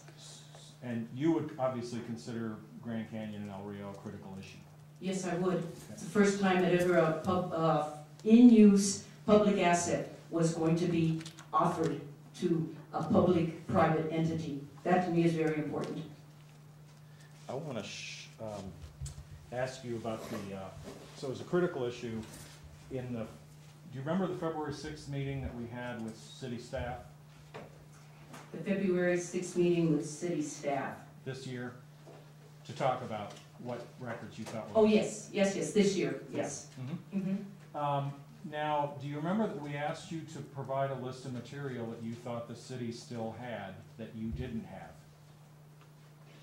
Yes, and we went over, Just, that's fine. Okay. So, Exhibit 1 to the reply on the 5960 that Mr. Reisner put in, that's the list you gave us. May I answer that question? Fine. Okay, the first question though. No, you've answered my question. The So- question that you're asking me is, and I will explain and I will answer it as best I can. At that meeting, we went through a number of items of what we felt were missing. As you did, and we had some paper sheets, and Ms. Pacheco did have her computer, so we were going over things. At that meeting, we had them there, we were going after that. Nobody in that meeting was really from IT. There were some IT people there, and we were going through the list. Then Mr. Rankin very abruptly ended that meeting for us. So that was it, we were cut off. We couldn't submit the paper. Excuse me, ma'am. Hold on. Ask questions. Yeah, thank you, Your Honor. Your Honor, this is why I'm objecting to this kind of testimony. That is not a true statement, and I have no way to dispute it now. Just go ahead, cross-examine. Thank you. Please. Now, let me ask you again. The whole point of that meeting was we were asking you, tell us things you thought were missing. Yes. And we asked you to give us a list. Yes, Now, Mr. Reisner earlier was reading a list of names where he claimed there were no files, no agendas, no calendars. Did you give us a list of those names with Exhibit 1 to the reply? we did not give it to you because we had to go back because you asked for the document pertaining to the question we asked. And in order to do that, we had to go back to list through all the paperwork that we had been given, the mountains. So to be able to answer that, we wanted to be factual, to go back and provide you that document. So we had this February 6th meeting and we asked you, you're saying that the point of that meeting was to try to figure out what we had or didn't have. But you're telling me that there was some qualification of what we said you ought to give us, right? Yes, you asked for the documents pertaining to our question. So you're saying we did not ask you for, just give us a list of what you think you're missing and we'll look for it? Yes, you did ask that, but you also asked for the document, and that's what, again, when you need the document pertaining to the question, we would like the attachment to this document. You asked us to provide you the document of where we were asking for that attachment. I'll just circle back. Mr. Reisner was reading earlier a list of names and claiming, oh, there's no records from any of these people. You did not include that in the list that we asked for you to give us informally, correct? We were going, we Yes did, or no. It's a yes or no. It can be answered yes or no. it can't be answered yes or no. So you can't say whether you gave us that list. We didn't give you those names at that point, but in my original request, I asked you for the principals, and I did ask at that meeting, I wanted paper files of the principals involved in the project. May I approach the witness here? You may. Thank you. Ms. Cruz, I'm handing you Exhibit G. First paragraph. Could you please read the, and I've lost track of myself. Read the second to the last sentence. Second to the last sentence, okay. On behalf of the city manager, I am providing an initial response to your list. And read the next sentence. I hope to have additional responsive information and material for you soon. Okay. Now, if I simply say to you that the city would like to work with you to find out everything you want to know that you think you don't know, without a new trial and without another public records action, what do you say to that? I say to that given the bad faith, given the misinformation, giving the stalling, giving the drops of information without attachments, making it so complicated for me to go through the stacks of material that have been provided that does not lead me to an information. I would be very, very concerned if people weren't under oath saying what they know or what information is available. I would be very skeptical. I would believe that if we went what you just said, we would still be here 2 years from now at the same point trying to identify, because you've asked us what information is missing. You hold the bag, you hold the whole bag, and yet you asked me what is missing. The only way we've identified that is by going... No, hold on. You asked her an open-ended question. Okay. Is by going through the information and trying to put it together. When you give me an email without the attachments, you give it to me in December or in August, and I don't find the attachment until December, trying to identify the thing that initially I wanted, and I believe many of the coalition members also wanted, was to see transparency, to see how government worked on this particular project, who was involved, what of our council people were involved, what role did they play into it, and we haven't gotten to that point yet because of the stalling, because of the way documents have been released, because of the questions that you asked me to provide you. What is missing? For me to know what is missing, I don't have all the records that you have. It's made very, very difficult. We've done the best we can. We've needed to have people help us to get to that point. So I would answer to that answer, no. And that's in spite of multiple voluntary releases to you over the last months.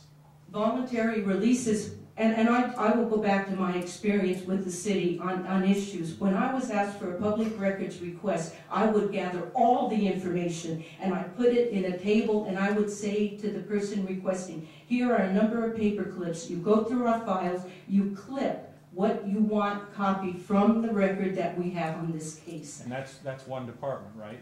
That was what I was believed to be told as a citizen and as a public servant, that you obey the law to be able to provide records to the public, because after all, you represent those individuals and you have their records. The things that they're asking for as far as records, that belongs to the public. Okay, Mr. McLaughlin, ask a question, please. Thank you. My question, ma'am, and maybe I was not clear, when you were working for the city, when you did that, that was your own file within one department, right? No. It was the file because with the planning department, as you know, we deal with real estate, we deal with transportation, we deal with many water departments. When we're working on a piece of land, it has to do with many departments, especially if it's new construction, the availability of water, the availability of sewer, streets, construction, infrastructure. So a lot of departments work on a land use project. So yes, we would get all the records and set them together for that client. But you would agree with me that there can be situations where there are multiple departments trying to gather records? Yes. Okay. Yes. That's all I have, Your Honor. Mr. Reiser? Any redirect? No. Ms. Cruz, thank you, Ms. Deputy. Mr. Reiser, any other witnesses? Yeah, and let me, Judge, I made copies of various exhibits and also marked as 8, 9, and 10 deposition transcripts, which I'd like to offer. Exhibit 30B6. Mr. McLaughlin, 8, 9, and 10, any objections? No, Your Honor. 8, 9, and 10 are admitted. Have we covered all the exhibits that people want to admit? Just for clarity, Your Honor, the 8, 9, and 10 are the full transcripts? Yes. Great. Thank you. Yes. No objection. Okay. Yeah, and, yeah, I think, I want to offer exhibit 3, which is,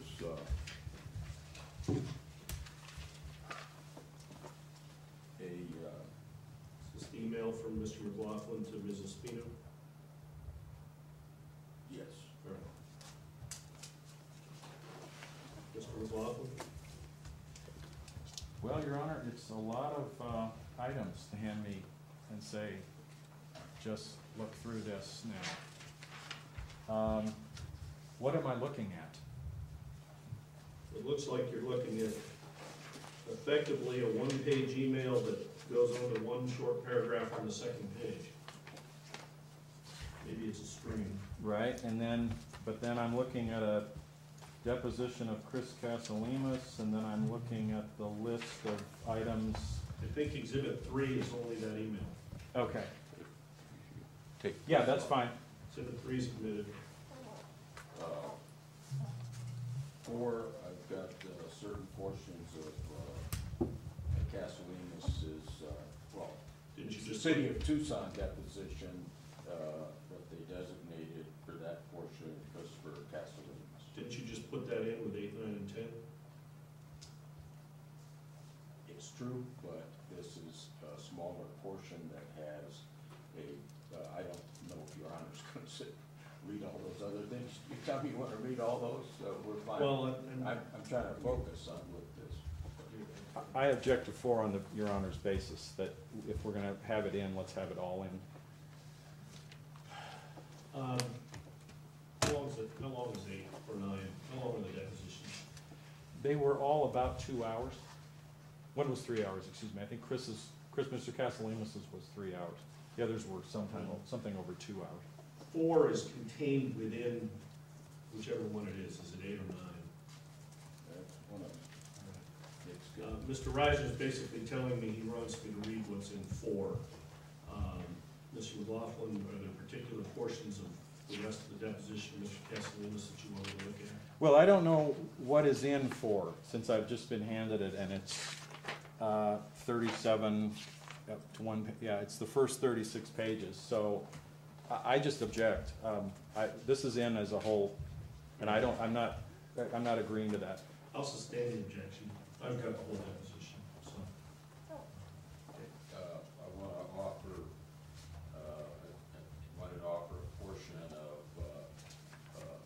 the 30D6 where they designated Don Parslow. There's a few key things there, but certainly if Your Honor wants to consider the entire deposition, I'd be delighted. All right, I'll overrule the, I do object to 7 on the same basis. All right.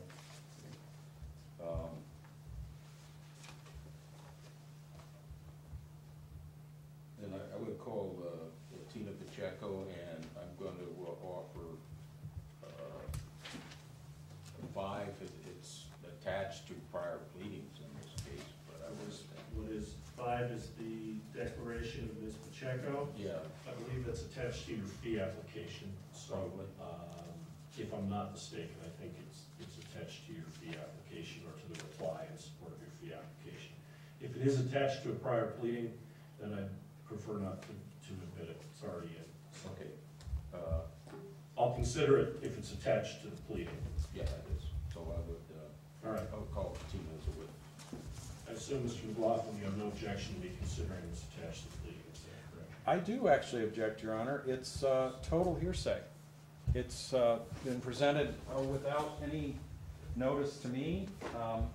We had depositions, and I do object to this. Okay, well, then I will,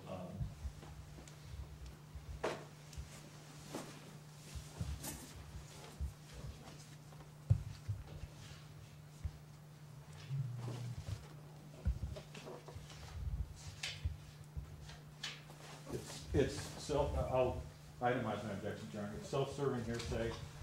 Ms. Pacheco is an employee of Mr. Reisner. She's listed on his attorney's fee application as a paralegal now, which I think actually, I don't know that it creates a problem similar to what was existing for me, but there it is. It looks just from the headings to be full of legal conclusions and things that she's not competent to testify on. well, here, let's take Ms. Pacheco's testimony and we'll sort this out afterwards. I'm not sure how it would differ from an affidavit of account of a lawyer in connection with a fee application, which people submit all the time, and technically would be considered hearsay also. So let's go ahead and swear Ms. Pacheco and put her on the stand. Do you solemnly swear to speak the truth, the whole truth, and nothing but the truth? So help you God?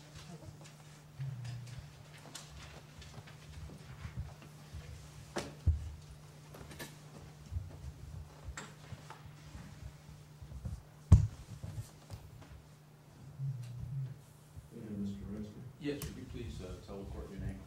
Tina Pacheco. And are you someone who has been part of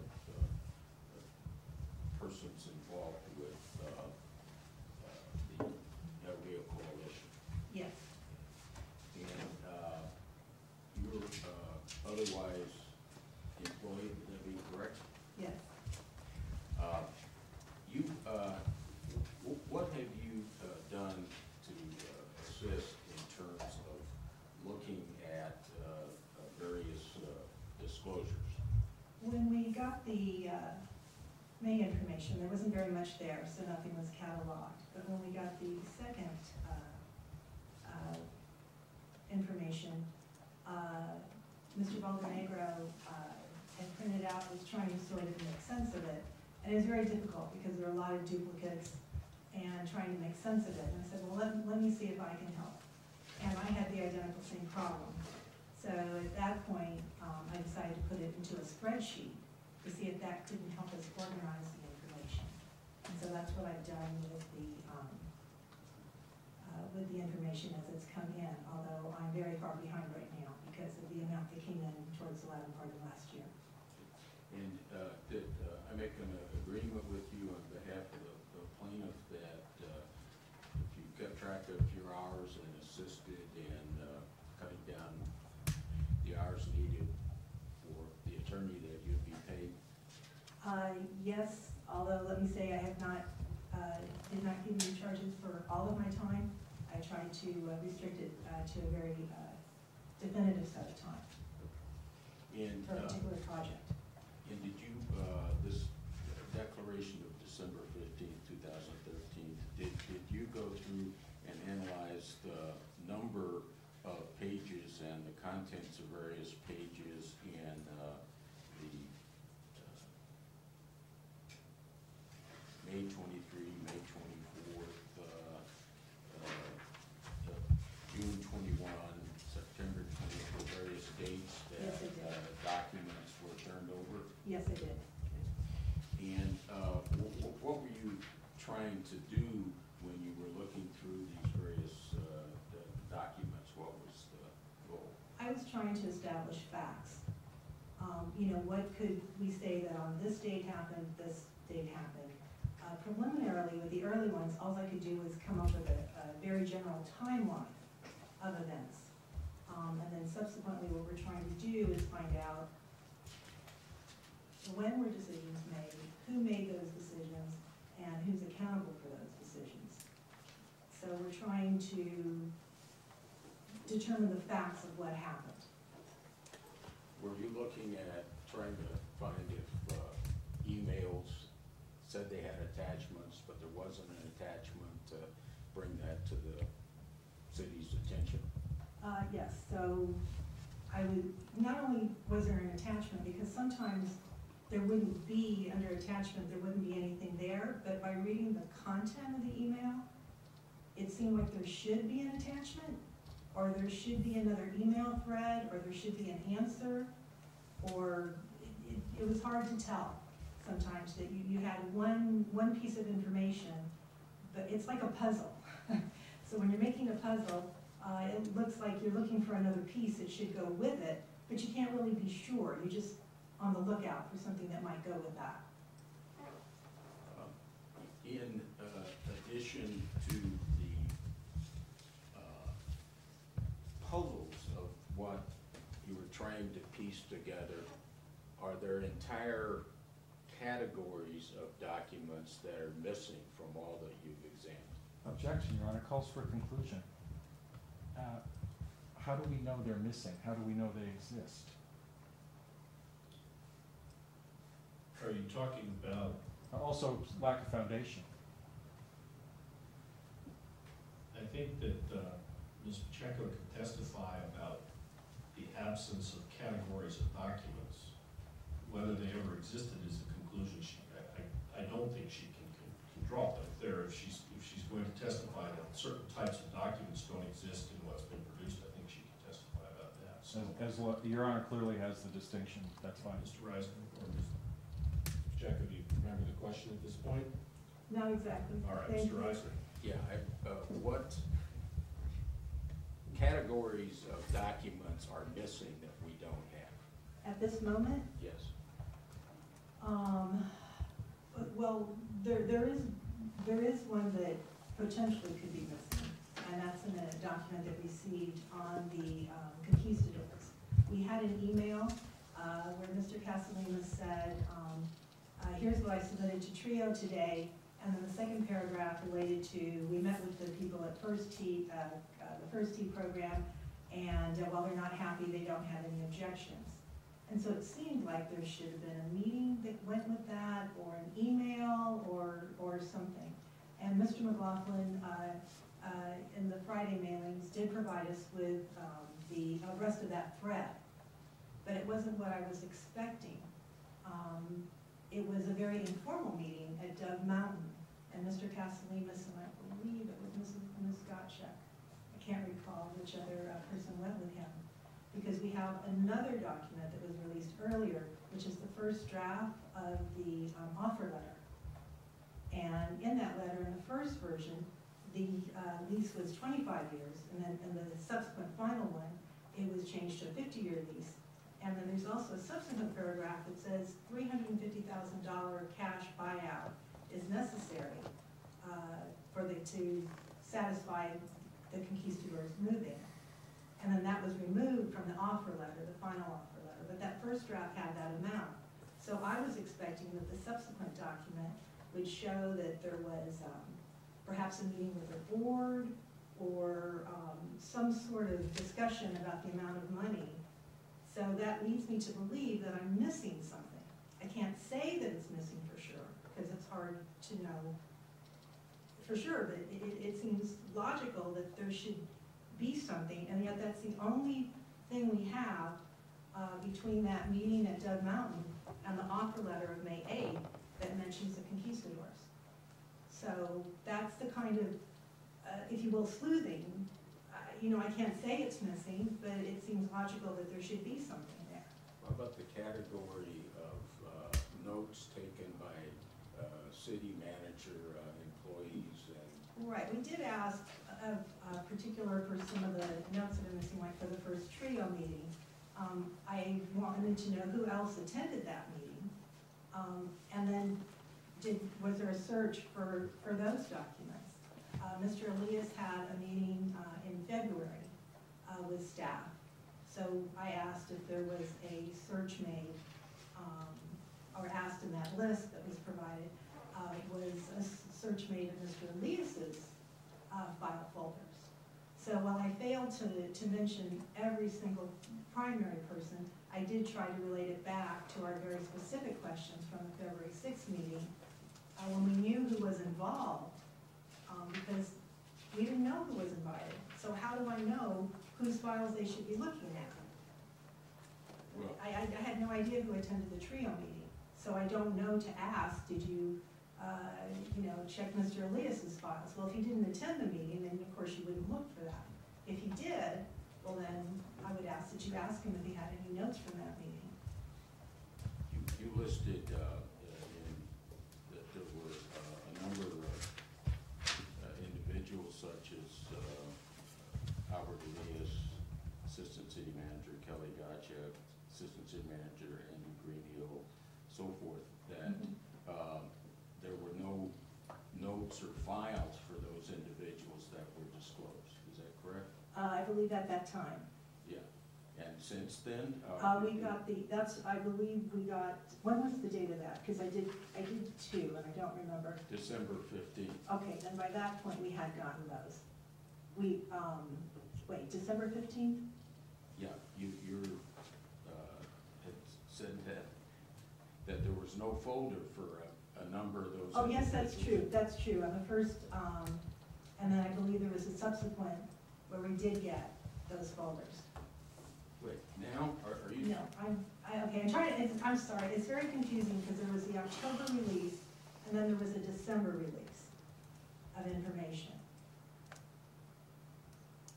And in October, we had some, but not others. The December one was primarily the mayor and council.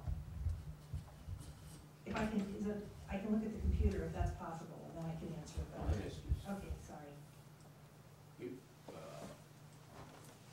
But if I said it, then it's true. right, but are you aware that the city has provided the hard copies of the files of the various individuals? Oh, hard that worked copies, on this no, part? we don't have hard copies. Okay, sorry, we don't have hard copies, And we don't have their handwritten notes, do we? no. And do we have the calendars and the agendas? We have the agenda from the April 1st construction meeting with Grand Canyon University. Okay. Okay, we have that one. I thought I recalled there was another agenda discussed, but I couldn't find that email.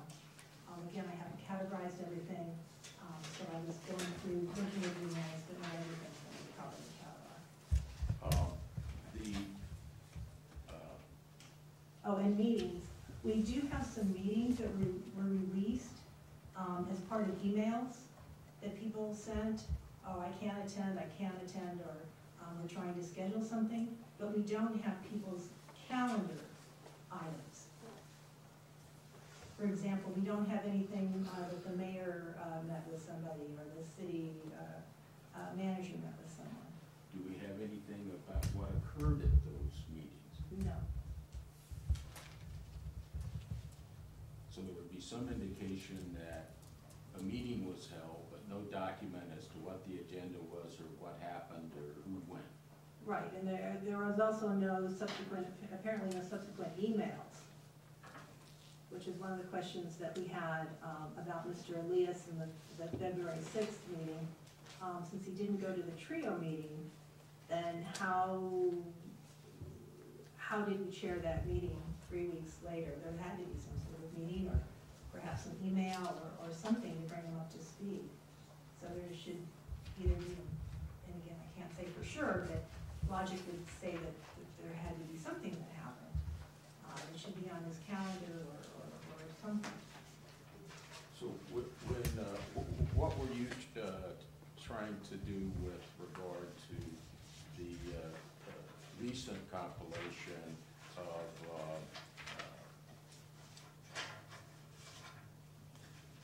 at the meeting with Mr. McLaughlin? What I was trying to do, we were going through our items, and Mr. Rankin asked me if I could provide a list with the actual document.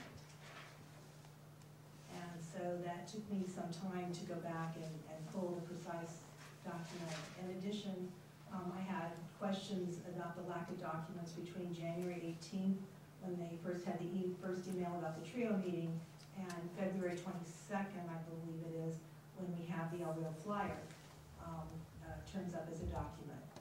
And so Mr. McLaughlin said he thought in either the October or December release that there had been plenty of emails in that time period that were released for Mr. Casalemas. So I wanted to make sure I hadn't missed anything, and I had to go back, and I don't remember if there were 200 or 300 emails in that batch.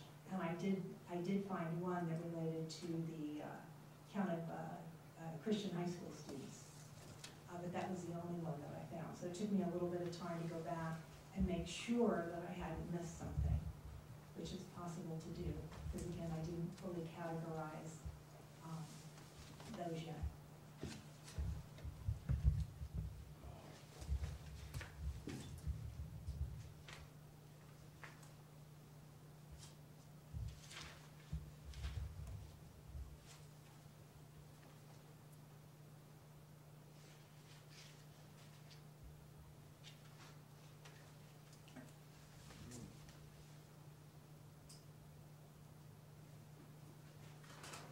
I think that's all I have. Mr. McLaughlin? Thank you, Your Honor. Mr. Chico, thanks for testifying. When were you hired by Mr. Reisner? It wasn't until, I believe, doing the declaration. Well, I'm more concerned with the calendar. It looks from his application like you did some work in December. I believe so. I did two different projects. Okay.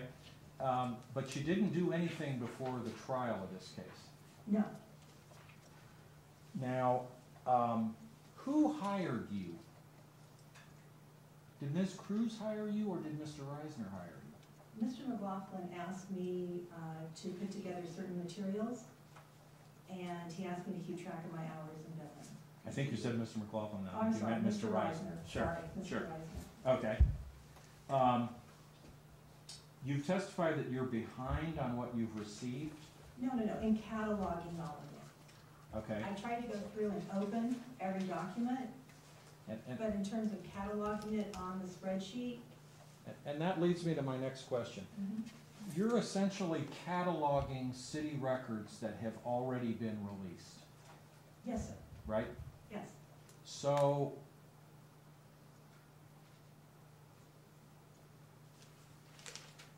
Ms. Cruz has seen them, and she wants you to catalog them, right? We've all seen them, yes. Okay. They're out to you. Things where that's now the case. Yes. I think we looked at the metadata and we sent you the invitees. Yes. Who decided to structure your employment the way it is? I'm not sure that I understand the question. I was given a project. Okay. Who, by whom? Mr. Reisner. Okay. Were you ever willing to, this will sound funny, but I mean it seriously. Were you ever willing to catalog for Ms. Cruz for free? Well, that's what I haven't billed for. Yes. So, but there are things you are billing for.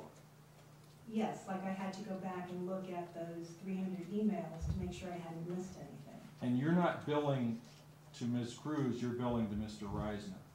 Yes. And whose idea was that? Mr. Reisner asked me to do the project, and then because of the amount of time that it was taking, he asked me to keep track of my hours and to give him an invoice. Was there ever discussion of possibly Ms. Cruz simply paying you? I don't believe so. I don't know. I mean, there was no discussion with me. I was asked to do a project. So the structure was always you were going to work for Mr. Reisner and be treated, in the first part of the application, you're listed as a consultant. Okay. Do you agree with that? Well, yes. I didn't fill out a W-2, so I would say yes. Now you're a paralegal? That's what he says. Again, I don't know your legal definition, but I am looking at information, and you can see what I've done. I've cataloged it, and in some cases, said what's missing and what's there. All right, And when did we receive it? But you're getting paid by Mr. Reisner. Yes. And do you work on any other cases than this one? No.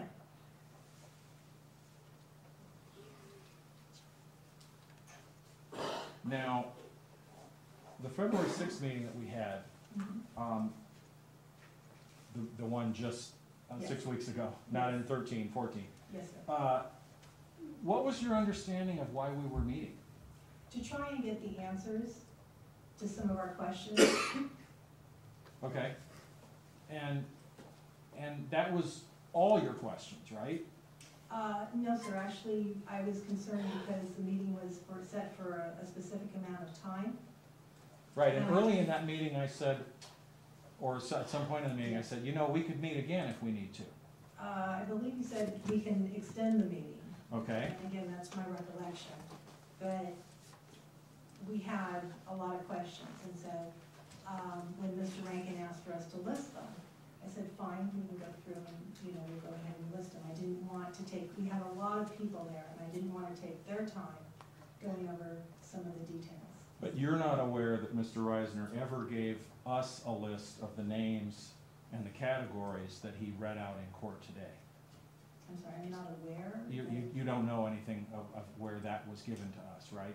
that wasn't given to us. Not the entire list, but part of that list was, Well, Albert Elias was given, right? yes, Okay, one name, yes, and he read a lot of names, yes, and none of those other names were given. not yet, no. Okay, I'll ask you the same question I asked Ms. Cruz. If, because you're working with Ms. Cruz, if I told you that the city is very willing to work with you both to try to answer these questions without a new trial and without a new public records action, what do you say to that? Here would be my concern. When we asked at the meeting about meeting notes and agendas, we were told there are none. None. And were you also told we're gonna look and see if that's true? I don't recall that part. Again, I do recall, that we were told we don't, it's the same thing when I asked about, there was only 4 emails from Mr. Miranda, and we told, well, he doesn't write emails. So we were told nobody takes notes at meetings. okay, let me put it this way. Would you be willing to cooperate in providing us with a list of people that you want me to ask about files, calendars, notes, agendas, and any other category you want me to ask them about? Absolutely. Okay, great. Absolutely. No more questions, Your Honor. You direct, Mr. Reiser? How did that meeting end with the city? What happened at the end? Well, we were, can I answer the question? You can, but Your Honor, I'm gonna want recross on that one. Let's hear the answer. Yes.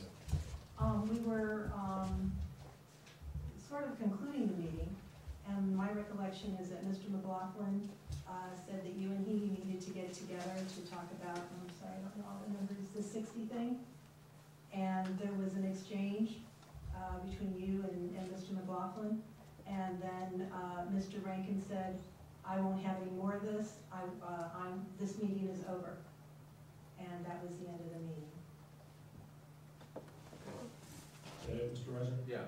Mr. McLaughlin will let you Thank you, Your recross on Honor. that sole point. Yes, indeed.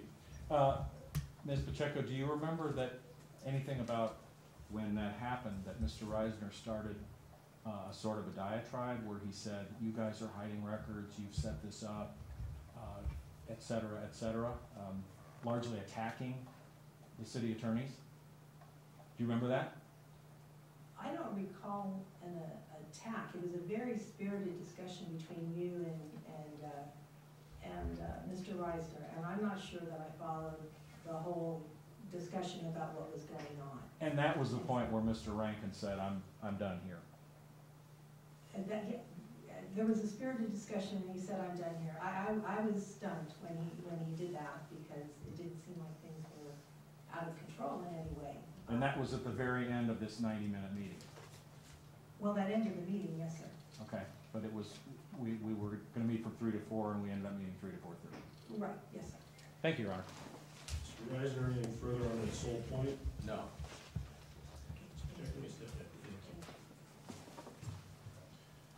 Any further presentation of evidence? Yeah, I'll call Scott Egan.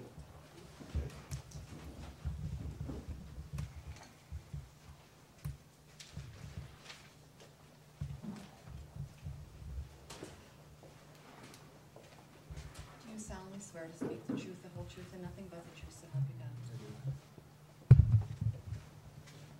So the record's clear, your objection to Exhibit 5 will be under advisement when I issue a ruling. I'll explain whether I used 5 or didn't use 5 or the objection. Thank you, Your Honor. Yes, would you tell the judge your name and address for the record? My name is Scott Egan. My address is 1409 West Niagara Street, Tucson. Mr. Egan, just quickly, in the past, have you worked for the city of Tucson? Yes, I've worked for, I was a chief counsel aide for Michael Haggerty and also chief counsel aide for Bruce Wheeler. And have you worked also as an aide for Pima County Supervisor? Yes, I just retired from Pima County after being the chief aide to Pima County Supervisor Ray Carroll. Were you present at City Hall, and did you have I think it's in late May of 2013 and had a conversation with Mr. Kozaczek? Yes, it was late May after the El Rio issue had hit the press. A number of us went down to City Hall to attend a city council meeting. Outside of the council meeting where a number of people had rallied. Your Honor, excuse me. I want to object on hearsay and relevance grounds, but I'm not sure whether he's getting into that or if he's going to stop his answer. He was asked whether he had a conversation, so that's fine. What I'd like is, hold on, Mr. Reisner, when you get to this, I would like you to ask a specific question about any out-of-court statements. If you want background information about the meeting, that's fine. You can ask for background information, but if you're going to ask a question about a specific statement made by somebody, please ask it as a specific question. Okay? Yeah. Thank you. Did you have a conversation with Council Kozaczek about the public record request that Ms. Cruz had made? Yes, I had a discussion with Councilmember Kozaczek as well as his chief aide and Charles. And did he tell you what his office had done to comply with the request? Objection, relevance, and hearsay. Overrule on relevance grounds, Mr. Reisner, on hearsay, why would it come in? Well, I guess it's because what we're talking about here in terms of public records and missing records and our ability to reopen the case to do discovery. It's evidence of what we believe can be proved. What's it being offered to prove? What's being offered to prove is that Mr. Kozaczek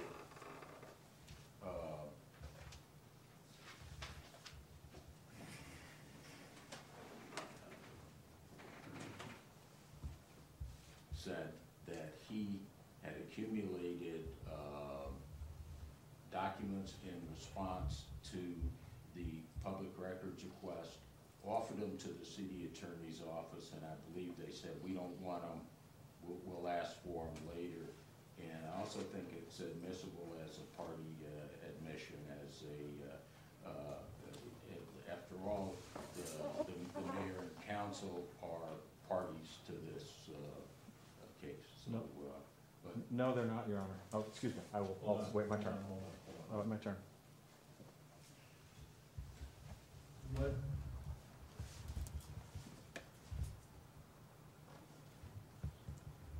Well, that actually brings up an interesting question, because a lot of the objections, for example, this is a question I was going to ask. Based on the response to the fee application, it appears to me that the city is treating this as an application for attorney's fees against the city to be paid by the city and not individually against the city clerk and the city manager. Is that correct? That is true. Because there were a number of statements that begin with the city objects and the city objects. Right. Okay. All right. Mr. McLaughlin? Your Honor, if it's offered for truth, it's hearsay. And Mr. Reisner has been arguing for several months that he sued individuals, and he's got a right to sue individuals. So Mr. Kozaczek isn't a party, in my opinion, in our view. Has this been under a hearsay exception other than that one, Mr. Reisner? I am to sustain a hearsay objection unless you can show some other reason.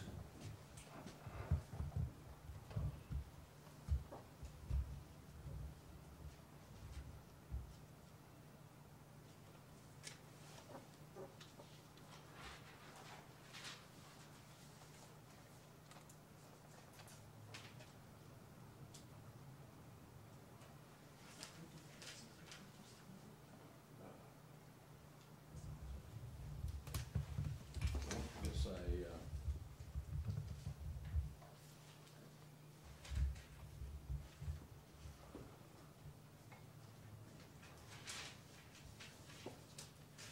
can't think of another specific reason.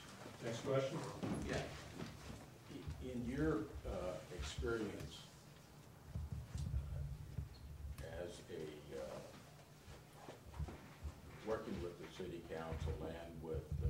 supervisors, what's the importance of timeliness and promptness of obtaining documents to issues of public interest? Well, as chief aide to those three elected officials, the issue of public documents, it was always impressed on us how important it was to respond to those as quickly as possible, as soon as we could. Generally speaking, after a week or so, if our office didn't respond, we would get a call from the city attorney's office or the county attorney's office saying what's going on with the response. Do you need any help? Does your office need any help to get that information? So the response time was very important, which is why I was so surprised when Councilmember Kozaczek said he was encouraged Objection. Hold on. Objection. Sustained. Well, in addition to the legal requirements of prompt, what's the political importance of information being out to the public in a timely manner? Objection, relevance. Well, sometimes there can be political issues that are very important to be dealt with, and I think you know, if a public office delays submitting documentation and tries to drag things out as long as possible, I think there's political ramifications for that. The public has a right to know information when it's important, when votes are happening, when there's a public discussion of it. So the promptness is very important, not only legally, but politically as well. Otherwise, you're kind of subverting the whole purpose of the public records law, I believe. I have nothing else. No questions, Your Honor.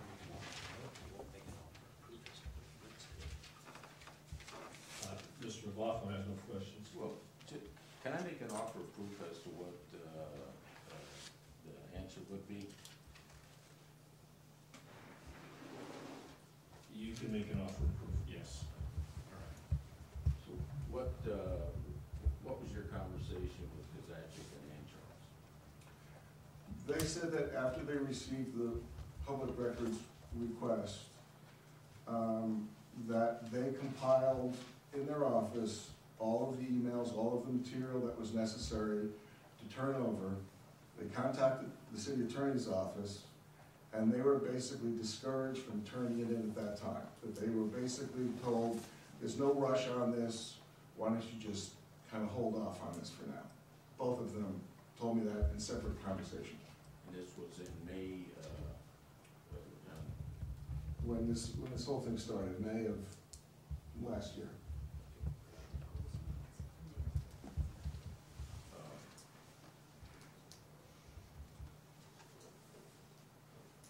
okay, that's the offer, Judge, thank you. Your Honor, may I cross-examine on the offer? May. Thank you. Mr. Egan, did Mr. Kozaczek give any reason why they had been told? Was it not to release, I want to get this exact, not to release these documents? The implication that I got from the council member and his aide was that they were being discouraged from submitting it at that time. They weren't told not to, no, they didn't give me the impression they were told not to turn over the information. They were told to basically sit on the information for a while. Were they, and was there any mention made that there was possible negotiation with GCU at that time, and that might be the reason? No, that wasn't a reason given to me, no. Was not given to you? No. Okay. That's all I have, Your Honor. Mr. Reisner, anything more on the offer of proof? No. Anything more from Mr. Egan? Actually, no, Mr. McLaughlin didn't cross-examine, so Mr. Egan, thank you. Does that conclude the presentation of evidence, Mr. Reisner? Yes, Judge. Mr. McLaughlin, anything further in the way of evidence? No, Your Honor. Okay. There's a lot of briefing, there are a lot of exhibits, there's a lot of record that I'm already familiar with, a lot of record I'm going to look at. So if you all want to sum up in about 5 minutes apiece, I'd be happy to hear it. Beyond that, I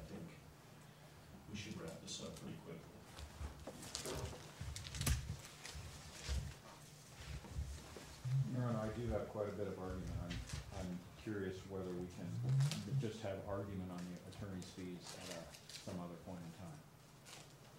Mr. Reisner, it's 5 minutes more than, or less than you'll need as well at this point? You know,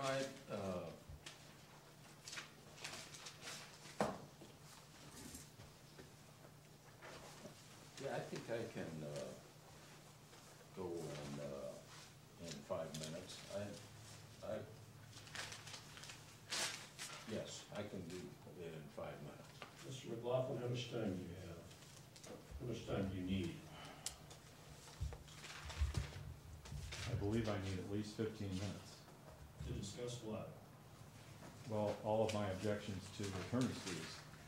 And I was handed a trial memorandum at the beginning of the hearing, about 12/3/49, which is part of what I would like to respond to, along with a number of other things.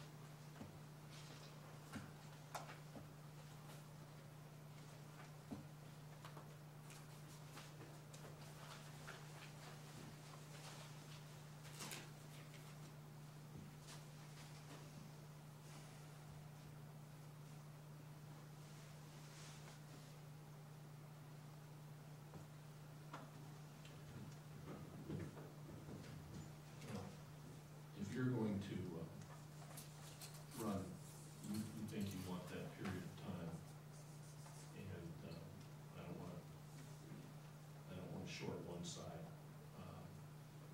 But I also want to get this done, so, because there is a sense, this matter needs to be, the pending matters need to be decided. So, I could give you Tuesday, April 1, and frankly, I can give you any hour of that day that you want except 9 o'clock. And that is, I believe, a week from tomorrow, correct me if I'm wrong. Yes, it is, Your Honor. Your Honor, could I suggest 3 o'clock? Mr. Reisner, does that work for you?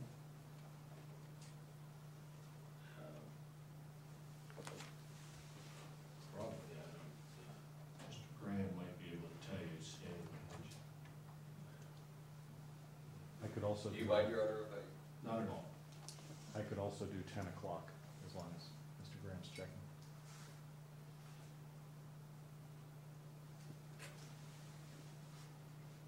April Fool's Day? That will be the day. Hey, I need to, please hold on. Okay, go get it. I usually live in town.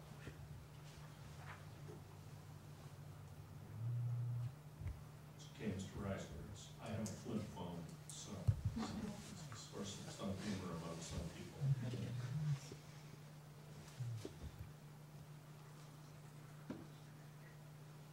Me too, but mine's never on.